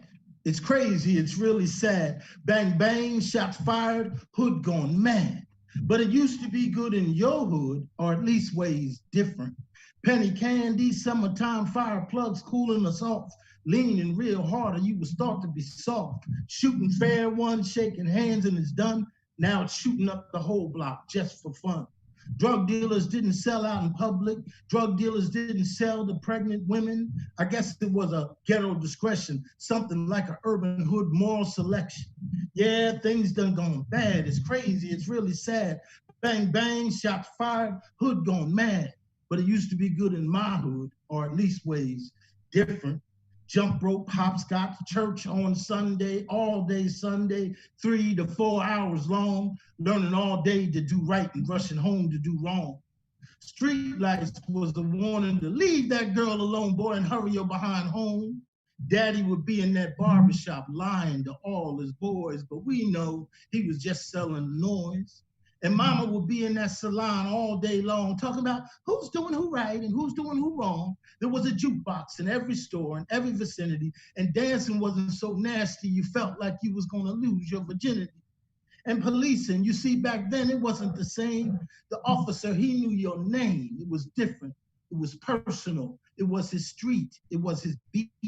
And people will be outside washing that fancy, expensive, kitted out car like it's a piece of gold, living in the projects, making big car payments, but saving no money for when they got old. Bean pies, final call, street ball players flying through the air without a care, talking about what they could have been and what they should have been and what they would have been. And neighbors would tell if they saw you doing wrong, and mama would whoop that behind all night long while the winos drank wine and sang songs. A cookout was cooking hot dogs on your little hibachi grill on your little front lawn while Marvin Gaye was giving it up and asking us what's going on. You borrowed sugar from your neighbor and you sat on your porch at night watching the street lights and listening to the sounds of the city. But now it's sad, it's such a pity. And these young boys, they don't fight no more, man, at least not with the hands. And these young girls who just don't see or just don't know, having all these babies one by one in a row, while young daddy, who had no daddy, is no daddy. As he's ducking popo and enemy fire, he's becoming a time bomb, a real live wire. Here is the wrong and where is the right? The jungle sometimes has become the jungle all the time, but I remember when, and I remember then, when it used to be good in the hood, in a lot of ways, different. Peace. Hey, very nice, man. Very good. Let me hear some sirens. Where's the sirens at? Here we go. I like that. I like the storytelling aspect. I mentioned earlier, that's one part of spoken word that often I feel like we kind of lose out on, is the storytelling of events, of parts of our lives, of different things that have happened. And I liked the visuals that you included, the sounds of Marvin Gaye, the food, really utilizing the senses. To me, that's really important. That helps people kind of connect more with what it is you're saying. So I thought it was really good. I thought the context also was very unique. I mean, we don't really hear a lot of poems like that. A lot of the people that are tuned in haven't had much life experience to reflect back on humongous amounts of change like that. So I think it's a very unique perspective as well. Brothers, what did you think? Let me hear from the rest of the guys. Elias, Alaka, what did you think? Yeah, I think that just to really reiterate what Boonaa was saying, I found it interesting that you said that back in the day, the cops knew your name. I think that is just something that I hope it didn't, it doesn't go above a lot of people's heads. I know they caught it, but that was really important, I think, to mention, because, you contrast that, you compare and contrast that to now, and it's, it's different. Yeah, you're right. I really do like how you had everything wrapped up in your life experience. Even though it was long, it didn't feel winded. You know what I mean? Like, it kept me in tune. Like Boonaa said, you were storytelling throughout, even like the change in tonality of acting like a woman talking to somebody else. I think that was important too. So I really like that, man. Very good job. Ammar, anything you want to throw in? No, it was wonderful, mashallah. I enjoyed it. Very good. Okay, I like that it had a chorus in it as well, right? There was these lines that kept coming up and that you repeated. I enjoyed that as well, mashallah. That repetition is definitely a very powerful tool of communication. You hear that a lot in children's rhymes and children's books. The repetition you hear come back up, that helps kind of hammer in a point that you want, a central theme. I thought it was very good. Okay, let's throw up our scores. Everyone ready? We'll flip our scores around. 3, 2, 1. I have an 8. 8, 8, 7. All right. Very good, Brother Todd. Thank you very much. Thank you. Now I'm going to invite all the poets to come back online. So can I have all the poets join us once again? We got some buzzing going off. all the poets who are with us. We had, I think this is the most performers we've had actually in one session. We had 1, 2, 3, 4, 5, 6, 7, 8, 9, 10. So 10 is quite a lot, alhamdulillah. And we're going to announce the top 3 that are going to move on to the last round. Before we do, Ammar, can you give us some more insight into Araha, this wonderful organization, and how and why we should help contribute to their ongoing work? Obviously, many of us are still under the kind of COVID-19 quarantine protocols, and this organization is working to help with COVID-19 relief efforts in East Africa. I see Mazen is trying to look good, mashallah. He knows his video just came back on. He's trying to get his stuff together. That's very nice. But Ammar, if you can give us some insight as to why and how we can support the situation in the Horn of Africa, that'd be really helpful.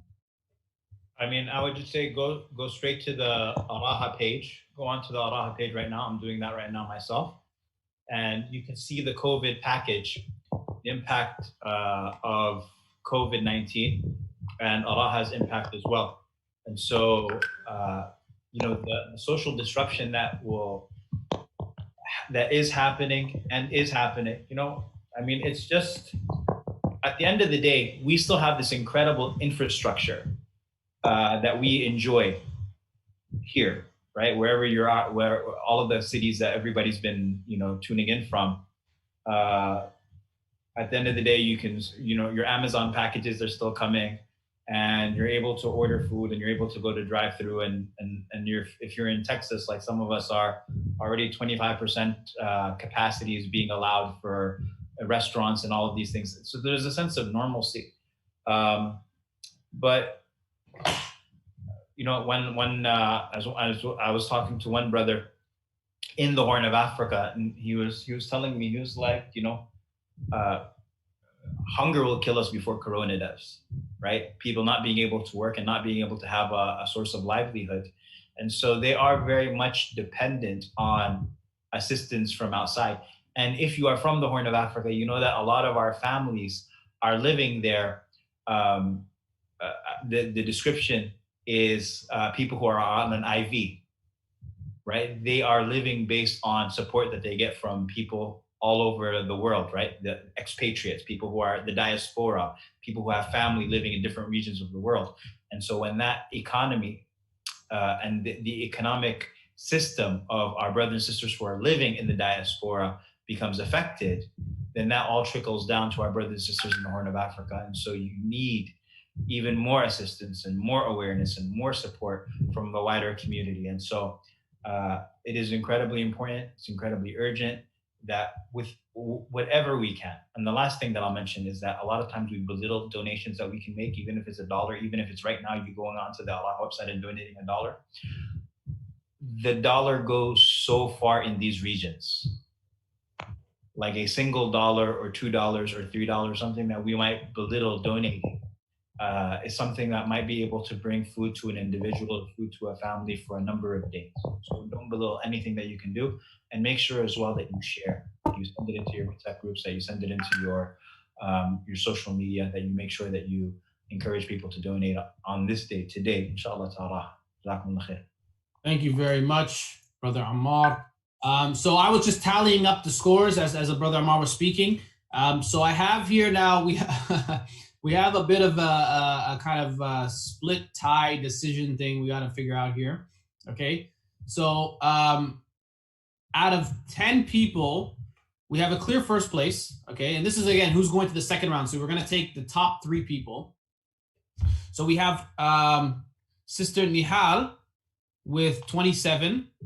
So she's advancing to the next round. And then we had Sister Seba, who just went, who got 23.5, who's also advancing to the next round. And then we have a 3-way split tie for third place with Sister Aliyah with 23, Brother Mazen with 23, and Todd Evans with 23. Okay, so we're gonna bring you guys all in. Those 3, we will advance to the second round, and we'll give them all a chance to present their work. But to everyone else who has performed and presented thus far, we thank you very much. You guys all did a great job. I hope you took some of our feedback and planning planning on applying it in different aspects of your future endeavors, your future performances. And definitely share this page and share this performance. Actually, all the performances are being recorded, and they will be up on the Araha YouTube page. So you can also, if you want, you can find your portion of your performance and share that with your friends and family. So thank you very much for that. And we'll advance to the second round. And in this round, it'll be a little bit different. It'll be kind of a speed round, so we don't give any feedback. We just allow you to perform, and we give our scores. So I think in order to make things a little bit fair, how should we do this? Which order should we do it in? Should I do it in reverse order or the same order? Thanks for that feedback, guys. I appreciate it. Tough. I don't know what to tell you. We can go same order, but let's speed this up because, we all got places to be. You got places to be, huh? I feel you. 2 hours. Let's go. Okay, so let's, we'll go actually in I'll mix it up a little bit. I won't be in exact reverse order. So we'll have, first, we'll have Sister Saba. Okay, so we'll have her come on first. So everyone else, you can go ahead and mute your video and audio. We'll do the same protocols as last time around, sorry. So Sister Saba, do you have a second poem as well? Yeah.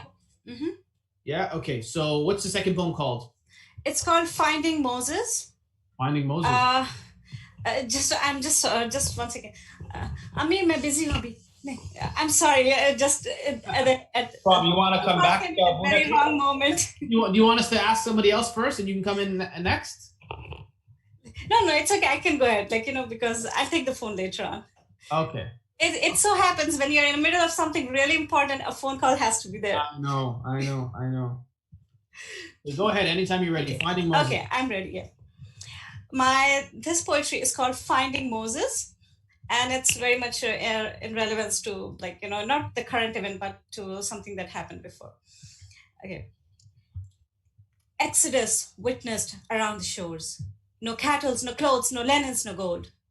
Mothers and fathers with only young. Lost from the crowd are the gray ones. No joy on their faces, no rainbow on the horizon, only thunderstorm or confinement. No bushes burn, no chosen one. They wait by the shores for a Messiah to come and part the sea and deliver them. They heard of Moses who parted the sea. Now they are searching for him to reenact history. Hearts in anticipation, high hopes in desperation, looking for a similitude with a promise to show gratitude. They see pharaohs all around, but Moses is nowhere to be found. Centuries ago, the pharaoh was only one, but in today's civilized world, his power equals to none. Butchering children was a visible act, but in today's world, it's a social wrath. The pharaohs of today are mighty and strong. No locusts, no frogs would deter them from wrong. The Moses of old was bona fide. He was raised by the queen and groomed by the wise. Raised in the palace to be an aristocrat, trained as a shepherd and a diplomat. We are by the sea with Aaron and Miriam, with the destitute and their children. The tides are high and we cannot swim. On one side is the ocean, and on the other are Pharaoh's forces. The sun has reached the horizon and is about to sleep, blurring my vision of the mirage I may not retrieve. O Rabbi, O Rahman, you are my Lord, the merciful, the mighty, the graceful. In your promise we are hopeful. There is no mother, there is no basket, there is no baby in the Nile. I see no palace and no queen. God, please do not make this into a dream. Thank you. Okay, very good job. Gentlemen, let's get our scorecards ready. Ammar, you there? Yeah? Yep. Okay, let's flip our scores around in 3, 2, 1. I had a 7. Okay, so 7.5.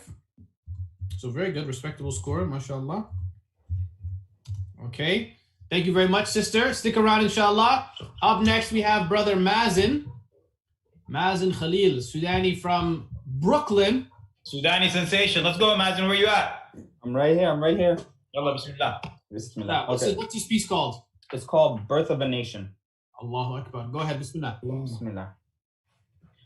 I wonder what God said when he looked down on us that day, as he saw a million-man march coming together collectively, as he saw a fire burning slowly, taking life and breathing oxygen deep into his lungs, As he saw Allah Salih standing on top of that car in her white tobe, her big crescent earrings, her gamar boba, fingers pointing towards him in the sky as she chanted at the top of her lungs, surrounded by her mothers, grandmothers, sisters shouting with her. I wonder what he thought as he looked down at the qiyada being overrun by what probably looked like an army of tiny fire ants to him, with one goal in mind: finding the chink in the armor and ready to tear apart the deep-rooted rotting tree that stood in their path bit by bit. But ironically, peacefully, like Gandhi's Salt March or the Selma March, combined with Dr. King's dreams with a spice of by any means, I wonder, was he amused by our chants of Sabinna? As we plodded down and held firm, cemented the foundation, cemented to the idea of a better future. I wonder if he was happy that we finally began to take seriously Bismillahir Rahmanir Rahim. Ya ayyuhan nasu inna khalaqnakum min dhakarin wa untha wa ja'alnakum shu'uban wa qabaila lita'arafu inna akramakum 'inda Allahi atqakum inna Allah alimun khabir. That while the 4 Nubian train conductors drove the train, 597 tribes, languages, and colors blended into one single stream of black. Did the resolve of the people united move him to give them victory, or was it that he took the death of everybody personally? That their mothers became our mothers as we collectively mourned. That their blood that soaked bullets, that dampened white hospital bed sheets, painted them red. That very blood that the earth slurped was our blood. Or was it that the now normally held brown murky waters grew to hide bodies like the Atlantic did, overflooded, matar blew and shaded the world? Or was it the fact that we are his soldiers taking arms to defend our country? Nahnu jundullah, jundul watan. It does not matter which incident it was, because he had victory written for us. An-nasru lana. Thank you. Allahu Akbar. Allahu Akbar. إذا جاء نصر الله والفتح. Okay, very good job. Brothers, let's hear some scores. Ammar, you ready? 3, 2, 1. 7.5. 7.5, 7.5, 7. Okay. 7.5, 7.5, 7. Okay. Brother Majid, Jazakumullah khair. Thank you very much. Thank you. Excellent job. We will move on now to our third performer, Sister Nihal, who's going to be joining us from Dallas. Sister, yes. Assalamu alaikum. From Boston. Assalamu alaikum. Oh, but you're really from Dallas, remember? I'm from Dallas. Yeah, you forgot your roots. Don't forget your roots, sister. Yeah. Dallas. Yeah. Okay, very good. What is this next piece you're going to be doing? What is it called? This one's more lighthearted. It's called Mango. Mango. Oh, I think Alaku will like this one. I have a feeling. What have I been saying, Boonaa, all for the past like 4 weeks? What? That you want like a more sweet poem, right? Yeah, like, where's the fried chicken piece? Like, where's the mangoes piece? You know what I'm saying? There it is. Well, here it is. I didn't read the world through their poetry before they go back and watch memes. Yes. Okay, go ahead. Bismillah. Okay, go ahead. Anytime you're ready. Mama gives me some every time I'm home. Sliced into slivers, sectioned into squares. She never cuts it like Jiddu, who showed me how he kept it in its skin, scooped out the meat with a spoon. He was proud of this trick. I like to practice excavating, digging through the insides to gnaw at the core, like my mother does. She feeds us chunks, then sucks the pit.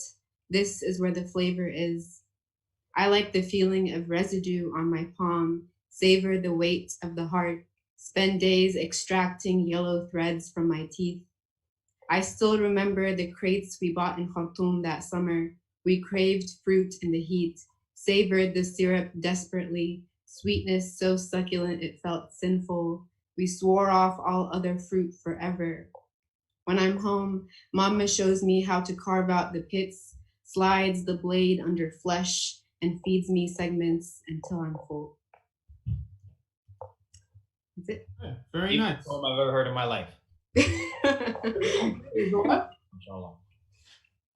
That's such a Sudanese poem. If she would have made a poem about taking a nap, I think that would have been the only more Sudanese poem made. If you had written a poem about, man, I think I need to write that poem, bro.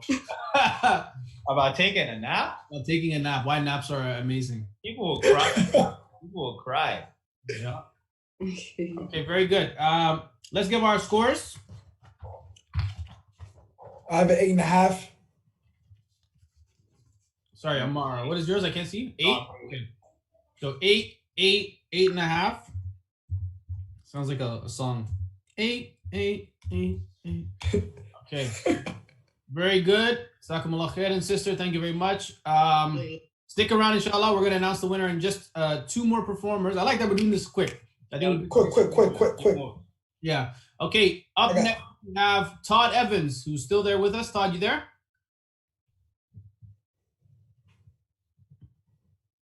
You just got to turn your, I think you're on mute. I'm here. Sorry about that. No problem.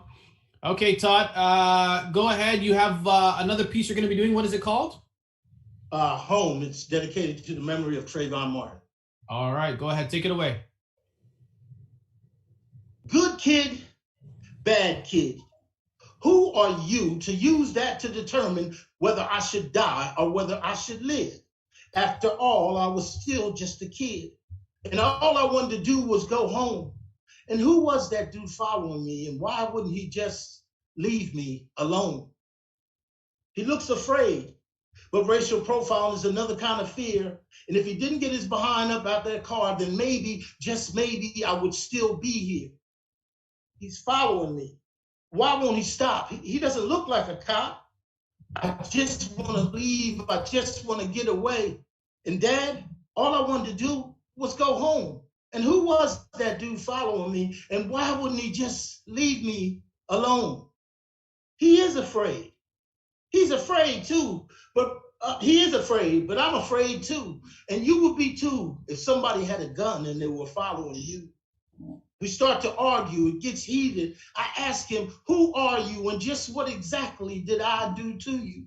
Not sure whether I should run or if I should stay and stand my ground, only to find out later on that when it comes to standing ground, I have none. Is it because I have a hoodie on, I must be gone? Is it because I wear my pants low, not high, that now it's my time to die? I don't understand why you can't see and why you can't just leave me be. And Mom, all I wanted to do was go home. And who was that dude following me? And why wouldn't he just leave me alone? It gets heated. We start to argue. And good kid, bad kid, I was still just a kid. And I wasn't sure about what was right. And I wasn't sure about what was wrong. I just wanted to leave. I wasn't sure if I should stay or if I should fight. So I stayed and I fight. And brother, all I wanted to do was go home. And who was that dude following me? And why wouldn't he just leave me alone? I stay and I fight, not knowing that this fight would cost me my life. And ain't that a blip? Because later on, I would be the one blamed for the taking of it. And I don't understand why you can't see, because he had the gun and he was following me. So America, don't you dare put this up on the same old stuffed shelf. Don't you dare ignore my parents' pain or my parents' strain, or this type of thing will happen again. And America, all I wanted to do was go home. Who was that dude following me? And why did you let him go home? I gotta put some snaps on that, man. That was very good, very deep. I like that. I wish we could deconstruct it, man. That was a lot really to digest, but just for the sake of time, I'll move on to the judges to provide their feedback, their scores. Ammar, you there? Yeah, okay, let's unmute yourself. So let's flip our scorecards around in 3, 2, 1. I have a 7.5. 7.5, 7.58. Okay. Very good. Thank you very much, Brother Todd. Thank you, sir. Thank you very much. Up next, we will have our last performer, which is Sister Aliyah, who we heard from earlier. She's from Montreal, originally from TNT. Hey, bye, TNT. What do you know about TNT? I actually performed in Trinidad. You know that? Ooh. Oh, that's dope. Yeah, there was a big, actually, they had a conference, an Islamic conference in Trinidad, and I actually performed there. Alhamdulillah. A few years back, yeah. Okay, so let's hear from you. Your last piece, what is this one called? It's called Love You Like You. Love You Like You? Yes. Okay, go ahead, Bismillah, whenever you're ready. This may sound vain, but I want to take a moment to tell you how much I love my name. ALIYAH, Malika. Ma'umi named me that. Aliyah means the exalted one. Ma'umi named me that. Malika means queen. Ma'umi named me that. Aliyah Malika, exalted queen, because my mama says I'm that. Exalted queen is what you call me if you speak my name in front of your face or behind your back. Exalted queen is what I am because my mama says I'm that. Growing into a woman, my father, he always told us that names, they mean a lot. He said he gave all his children names with meaning, names with blessings from the top. He's the one who taught me that even if someone says my name to insult me because of what my name means, they insult me not. And just because someone may not know what my name means doesn't mean that the definition stops. So say my name as much as you want, say it a lot. Exalted queen, it sounds like a title a girl like me could rock. And I don't think that I'm conceited or that I think that I'm the shit. I'm just happy that throughout all the shit, my father taught me this. He said, don't listen to the boys. I used to be that young. I know the things they say to you, but remember, snakes always use their tongues. Growing into a woman, there were so many times I didn't listen, so many times that I forgot. The name my Umi gave me, the lesson my Abu taught. I don't think that I am perfect. I know that I am not. But I've learned that if you want to survive this world, you've got to love yourself a lot. My heart's been broken many times, but still it never stops. Because I know the most important love comes from within and from up top. Some will try to sell you love like they're selling diamonds in a shop. Some will try to sell you love like they're selling crack up on the block. There are even some who claim to love you, but tear you down without a thought. That's why instead of loving myself a little, I learned to love myself a lot.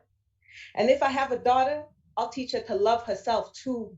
Because there ain't no one in this world who could love you like you. Because there ain't no one in this world who could love you like you. And God is not included, because God is love. God's love is proven. But there are just so many men who won't tell her the truth. So best believe if I have a daughter, I'll teach her to love herself too. Because baby girl, there ain't no man in this world who could love you like you. Mm-hmm. There you go. Bro, where's that siren? Say my name, say my name. No. Stop it. Okay, sorry. Here. There we go. There we go. Hey boy. All right. Enough theatrics for now. Very good. I like it, man. I wish we could talk more about it. It was dope. I think there's a lot of really, really great. Man, is that poem up anywhere? No, but it will be soon.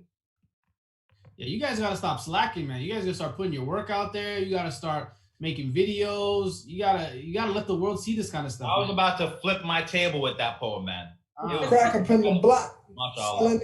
Like, yeah. And the meaning and the concept, because I talk so much to people about the power of names, and I think so much about it, and like the way that you presented that, it was. That's my father. That's from him. him. Life lessons, mashallah, incredibly powerful. Very good. Incredibly powerful. All right, let's give her our score. We'll flip it around in 3, 2, 1. I have a 7.5. Oh, we got a hater up here. Okay. Yeah, super. Very interesting. 9, 8. This is funny because he has a poem about name too, but hate is real. Yeah. Whole thing about your grandmother naming you Alaku and all of that. That whole thing. Oh, he's getting called out. He's getting pressed. First of all, that was. I wish we could dissect it. Okay, don't worry. We're just joking around right now. Okay, so let me bring everybody back in right now. All right, this is some history we've just made. Okay, Mazen, you want to just get the brush out, or you're good? I got you. Give me 1 sec. Okay. Just want to look up for my brother, because I know he's not married. You know what I'm saying? This could be a make or break, so I just want to make sure you're in a good space, Medium, anyone else? So I guess if you're there, it's cool. So thank you very much again to our top 5 that went through. We weren't expecting this many people. And we did have a bit of a tie once again. So funny again that it seems like there were a lot of people really bringing the heat this time around. So I'll just go kind of backwards. In I guess fourth place, we had Sister Seba, mashallah, with 21.5. Then in third place, we had Brother Mazen with a score of 22. And then in second place, we had Brother Todd with 23. Okay. And then tied for first place, we had Sister Nihal and Sister Aliyah. Okay. So first time we've had a tie for first place. And as opposed to doing a tiebreaker, I like to just have co-winners. I don't think we have to have one or the other. So I think we'll leave it as is. So we had two winners for this week. So Aliyah and Nihal both are the winners of this week's and the final version of this rhyme from home. So let's give them all a big round of applause. Let's show them some love. Congrats, everybody. Let's see what else I have here. I have, hold on. I got some other sound effects. I got, hold on. Can you hear this? There you go. Okay. I don't know. I just got truck horns. I got random things. You're right here, or he's sitting in the dark, or what? Is where? Yura. Yeah, he's there. Yeah, he's there. Yura, is there any way people can get involved with Araha, like volunteering?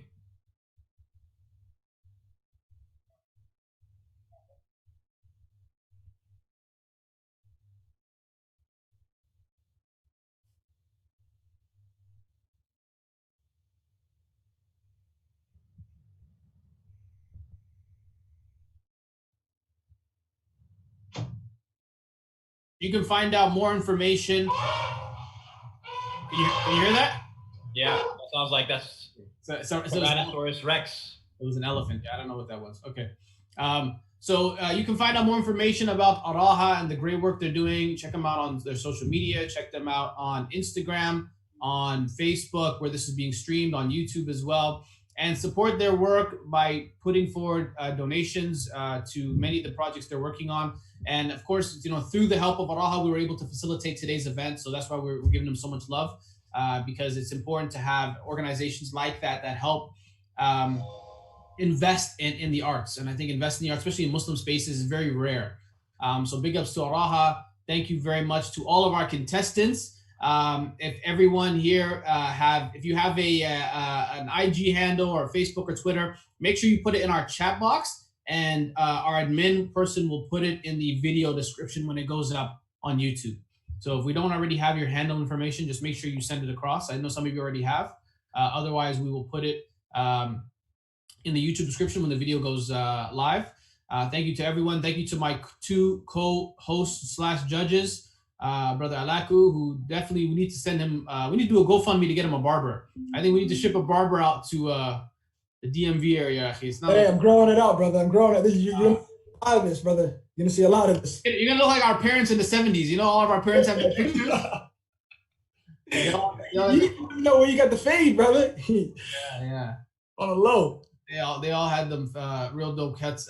So big ups to Alaku. You can find, what's your IG handle? Alaku, ALAKKUU. Alaku. Okay, and brother Ammar AlShukry, Sheikh Ammar AlShukry. Find him on TikTok. Hey, he's doing them dances. Look for me on Facebook. No, just look him on TikTok. I want one of them guys like this. Dude, show them the dance, Ammar. Show them the dance. I don't have to dance yet. You don't have to dance? Doing the dance. Not yet. Congrats, everybody. All right, thank you very much, Todd. Good job. Thank you. Thank you to all of you. Please, inshallah, follow Araha, follow myself, and hopefully, inshallah, we haven't announced the next one yet, but me and Ammar are working on something. Alaku, he doesn't know about it, but he's a part of it as well. Okay, he's a co-conspirator. Okay, where we want to really provide more of a platform for Muslim artists to have these kind of safe spaces where they can share their work, get feedback from other people. So hopefully, inshallah, we'll be announcing that soon, like Sudanese time. So don't hold your breath, okay? That means it'll never happen if it's Sudanese time. Look out for it. No, you have to have trust in Sudanese people, Aki. Come on, trust. Yes. I've been doing that my whole life, okay? It's got me here. So hopefully, inshallah, we will announce that very soon on social media. And we want to kind of create an informal platform, kind of like this, where we can do informal events. We can also give people feedback. And mentoring as well. I know so one of you mentioned, someone messaged me about mentoring. I think that's an important aspect that we want to also provide is mentoring and giving people, even people like yourselves who might have experience in other aspects. I'm not a written poet. I don't have any work published, but I was quoted by GQ. So, you know what I mean? Things all kind of... We're still going with that? I'm still going with that. We're still going with that. I'm still going. Hey, man, it happened. GQ quoted me once. It's one of my quotes. So, I mean, you know, I guess I'm like official. I don't know. Yeah, salam. Okay. But, you know, other people might have experience in different areas and we can all kind of benefit and help each other. And, you know, ultimately we want to have one united focus and effort. So thank you to everybody watching. If you're at home, inshallah, make sure you find out more about araha.org, araha.org. And Facebook, Twitter, Instagram, all that good stuff as well, inshallah. That's all from us. Thank you very much for tuning in. Take care, everyone. Assalamu alaikum wa rahmatullahi wa barakatuh.